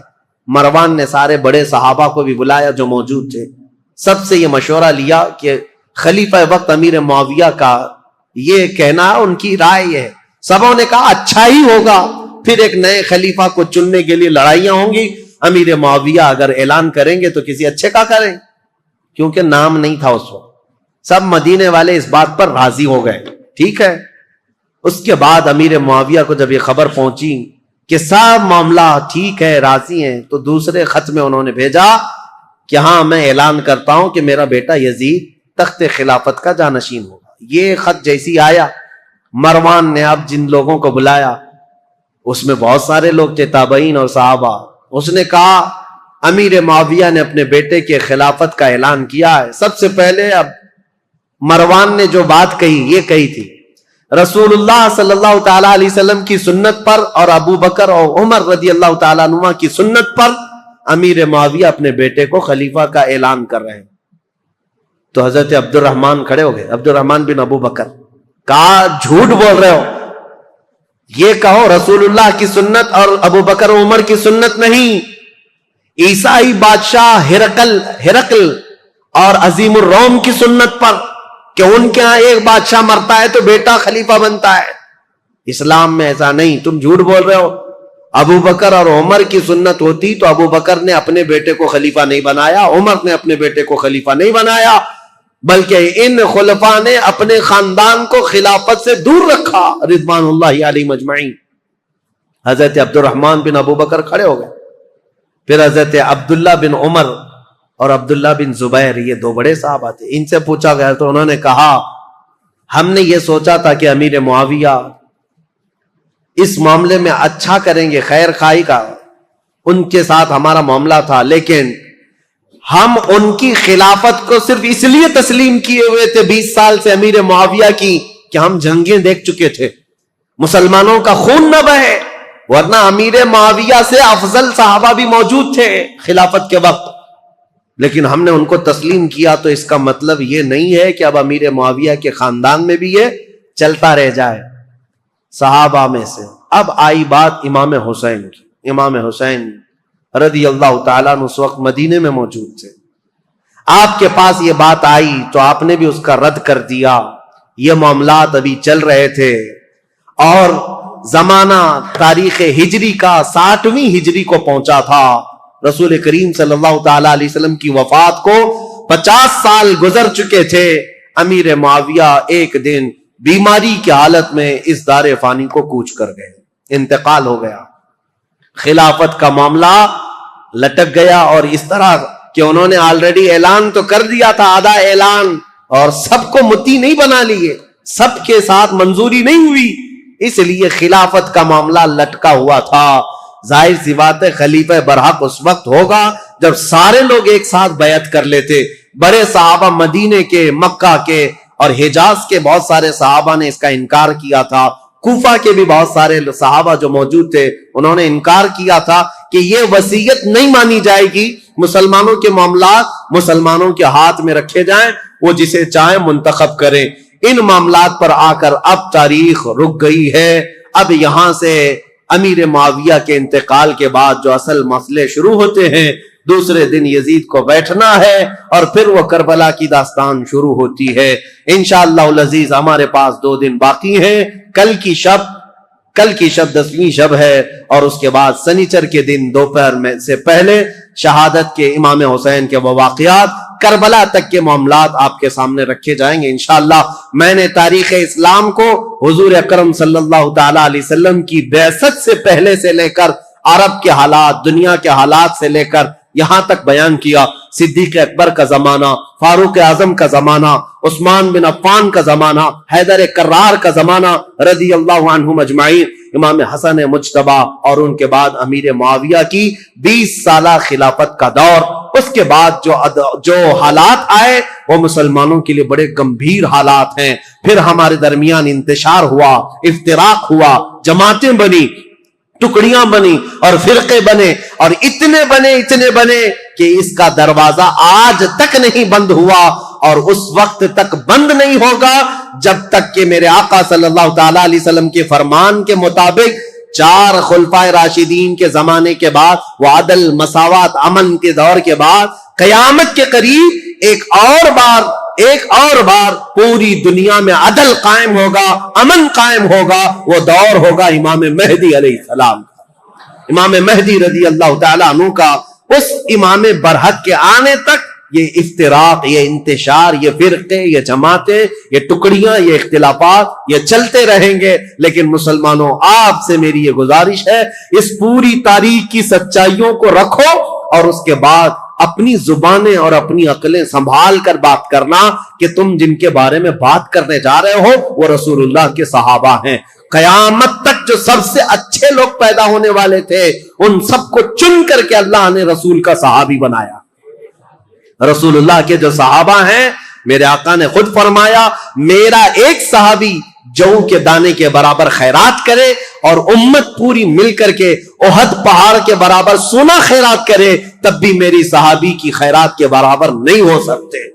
وہ صحابہ کے مقام کو نہیں پہنچ سکتے. اسی لیے خبردار خبردار یہ محرم کے مجالس میں بعض لوگ یہ فتنہ انگیزیاں شروع کر چکے ہیں. ابھی کل ہی کی بات ہے ایک صاحب مجھ سے ٹرول کرتے ہوئے سوال کر رہے تھے, اعتراض کر رہے تھے. اگر وہ میری آج کی بھی بات سنتے ہوں تو ان کے لیے جواب یہ ہے, وہ یہ کہتے ہیں آپ تو بلاتے ہیں امام حسین کے نام پر اور یہ محرم کے بیانات ہوتے امام حسین کے نام پر اور آپ تو صحابہ کی باتیں کرنے لگ گئے یا خلفائے راشدین کی باتیں کر رہے ہیں. اگر اس صاحب کو ایسا لگتا ہے تو میں ان کے لیے جواب دیتا ہوں تمہیں ابھی تک حقیقت پتا نہیں رسول اللہ صلی اللہ تعالی علیہ وسلم کے ان صحابہ کی. ہم ان صحابہ کرام کی فضیلت ہر دور میں بیان کرتے ہیں بلکہ مولا حسین کو تم نے یہ خاص کر رکھا ہے کہ محرم کے لیے ہے. مولا حسین محرم کے لیے نہیں ہر دن کے لیے ہے اور ہر رات کے لیے ہے. ہم کربلا والے سنی حضرات امام حسین کو محرم کے لیے خاص کر نہیں رکھے ہیں بلکہ ہمارا تو یہ عزم ہے ہمارے بچے جوان ہوں تو حسین ابن علی کی شہادت کے بیان کے بعد جوان مردی اور بہادری کے ساتھ کھڑے ہو سکے. ہم کہانیاں نہیں بیان کرتے. ایک بات یاد رکھو, بچپن میں جب سے میں بولنے لگا ہوں, ابھی تو یہ زمانہ بہت ہو گیا, میری عمر 13 سال کی تھی جب سے میں تقریر کر رہا ہوں. میری عمر 14 سال کی عمر سے محرم کے بیانات میں کر رہا ہوں. میری تو ابھی داڑھی بھی نہیں تھی, مونچھیں بھی نہیں تھی. اس وقت سے کربلا کی داستانیں ہر طرح سے بیان کیا, لیکن میں نے ایک بات کا عزم کر لیا, کربلا کی داستان رونے دھونے اور ماتم کرنے اور پیٹنے کے لیے نہیں ہے بلکہ حسین کی شہادت ہم اس لیے سناتے ہیں کہ بجھے ہوئے دل ہو, 80 سال کا بوڑھا ہو تو 25 سال کا جوان بن جائے اس کے اندر سے.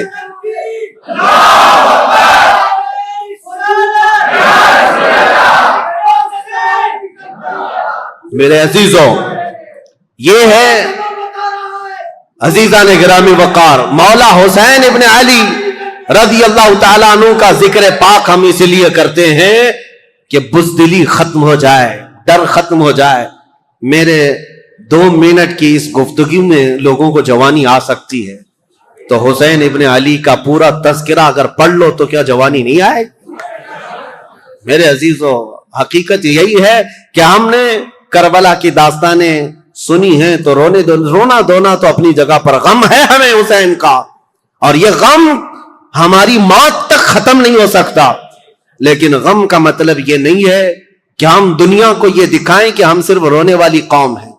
ہاں, حسین ابن علی رضی اللہ تعالیٰ عنہ کے شہادت کا غم ہے تو دنیا کو ہم یہ بھی بتائیں کہ اس حسین نے ہمیں جواں مردی, استقلال اور استقامت بھی سکھایا ہے کہ ہمیشہ اپنی طرف نظر کرتے ہوئے یہ مت دیکھنا کہ میری جماعت میں 22 لوگ ہیں, 70 لوگ ہیں, 80 لوگ ہیں, بلکہ حسین کا یہ پیغام ہے کوانٹیٹی نہیں دیکھی جائے گی, کوالٹی دیکھی جائے گی. چاہے 22,000 کی تعداد ہو کہ 22 لاکھ کی تعداد ہو. اسی لیے آج میں اکثر یہ جملہ کہتا ہوں جب لوگ ہم سے یہ کہتے ہیں مولانا آپ جس ملک میں رہ رہے ہیں ہم مائنورٹی میں ہیں, حالات اچھے نہیں ہیں, ہم ان سے یہی کہتے ہیں میرے ہاں آج کی مائنورٹی دیکھ رہے ہو آپ 30 کروڑ کی تعداد میں ہو کر کے بھی ابھی بھی کہتے ہو ہم مائنورٹی میں ہیں. دنیا کی سب سے بڑی مائنورٹی میں تو حسین تھے جو کربلا کے میدان میں اترے. انہوں نے کبھی یہ جملہ نہیں کہا کہ ہم تعداد میں کم ہیں, بلکہ اپنے ہر بیٹے کو میدان میں اتارا, 6 مہینے کے بچے کو بھی لے کر کے آ گئے اور مولا رب العالمین کی بارگاہ میں اس کی شہادت پر یہ نہیں کہا میں مظلوم مارا گیا, میرا بیٹا مارا گیا, بلکہ رب العالمین کی بارگاہ میں اس حسین نے یہ عرض کیا تھا پورے مسلمانوں کو پیغام دیتے ہوئے, اے اللہ دین اسلام پر آنے والی مصیبتوں پر میرے 6 ماہ کے بچے کی قربانی بھی قبول فرما رب العالمین کی بارگاہ میں. اسی لیے عزیزان گرامی وقار, ہماری اب یہ جو کربلا کی تاریخ شروع ہوتی ہے وہ امیر معاویہ کے انتقال کے بعد اب ملک شام کے جو حالات بدلے، دمشق کے حالات بدلے، کوفہ کے حالات بدلے، مدینہ طیبہ کے حالات بدلے. یہاں عبداللہ بن زبیر مکہ میں تھے، عبداللہ بن عمر مدینہ میں تھے. ان سب صحابہ کے درمیان جو ایک کشمکش چل رہی تھی، اب اگلا دور کس کا ہوگا، اب کیسے ہوگا. ان حالات میں جو حالات برے ہوئے صحابہ کے ساتھ، اب وہ تاریخ کی کڑوی باتیں بھی کل ہمیں سننے کے لیے جگر رکھنا ہے. اللہ کریم ہماری تاریخ کی سچائیوں میں آنے والے جو برے واقعات ہیں ان سے قوم مسلم کو عبرت لینے کی توفیق عطا فرمائے. رب العالمین ہمیں ہر یزیدی فتنے سے محفوظ فرمائے. جنہوں نے اسلام کی بے کنی جڑ اکھاڑنے کی سازشیں کی ہیں، رب العالمین ان کی تمام نسلوں کو ختم فرمائے. جو اسلام اور بانی اسلام کی طرف انگلی اٹھائے، رب العالمین تو اس ظالم گستاخ کو کیفر کردار تک پہنچا. اور مولا کریم اسلام کے اس کھیتی کو، اس باغیچے کو خزاں پہنچنے سے اس کو لہلہاتا ہوا سرسبز و شاداب فرما دے. آج زمانے کو پھر سے ہے ضرورت حسین کی، اور ہر دور میں جو یزیدی فتنہ آتا ہے اس دور کو ختم کرنے کے لیے مولا تیری بارگاہ میں اس محرم کے مجالس میں ہم یہ دعا کرتے ہیں. ہمارے مجمع میں، ہمارے جلسوں میں، ہمارے محلے میں اب فاطمہ کا بیٹا حسین تو نہیں آ سکتا، مولا حسین کی چھاؤں میں پلنے والا کوئی جوان قائد ہمیں عطا فرما، غلام حسین عطا فرما، جو صلاح الدین کا بازو لے کر آئے، جو خالد بن ولید کی تلوار لے کر آئے، جو شہاب الدین کا حوصلہ لے کر آئے، جو اورنگزیب کی دانائی لے کر کے آئے. رب العالمین ہم سب مسلمانوں کو کھوئی ہوئی عزت اور وقار عطا فرما. وآخر دعوانا الحمدللہ رب العالمین.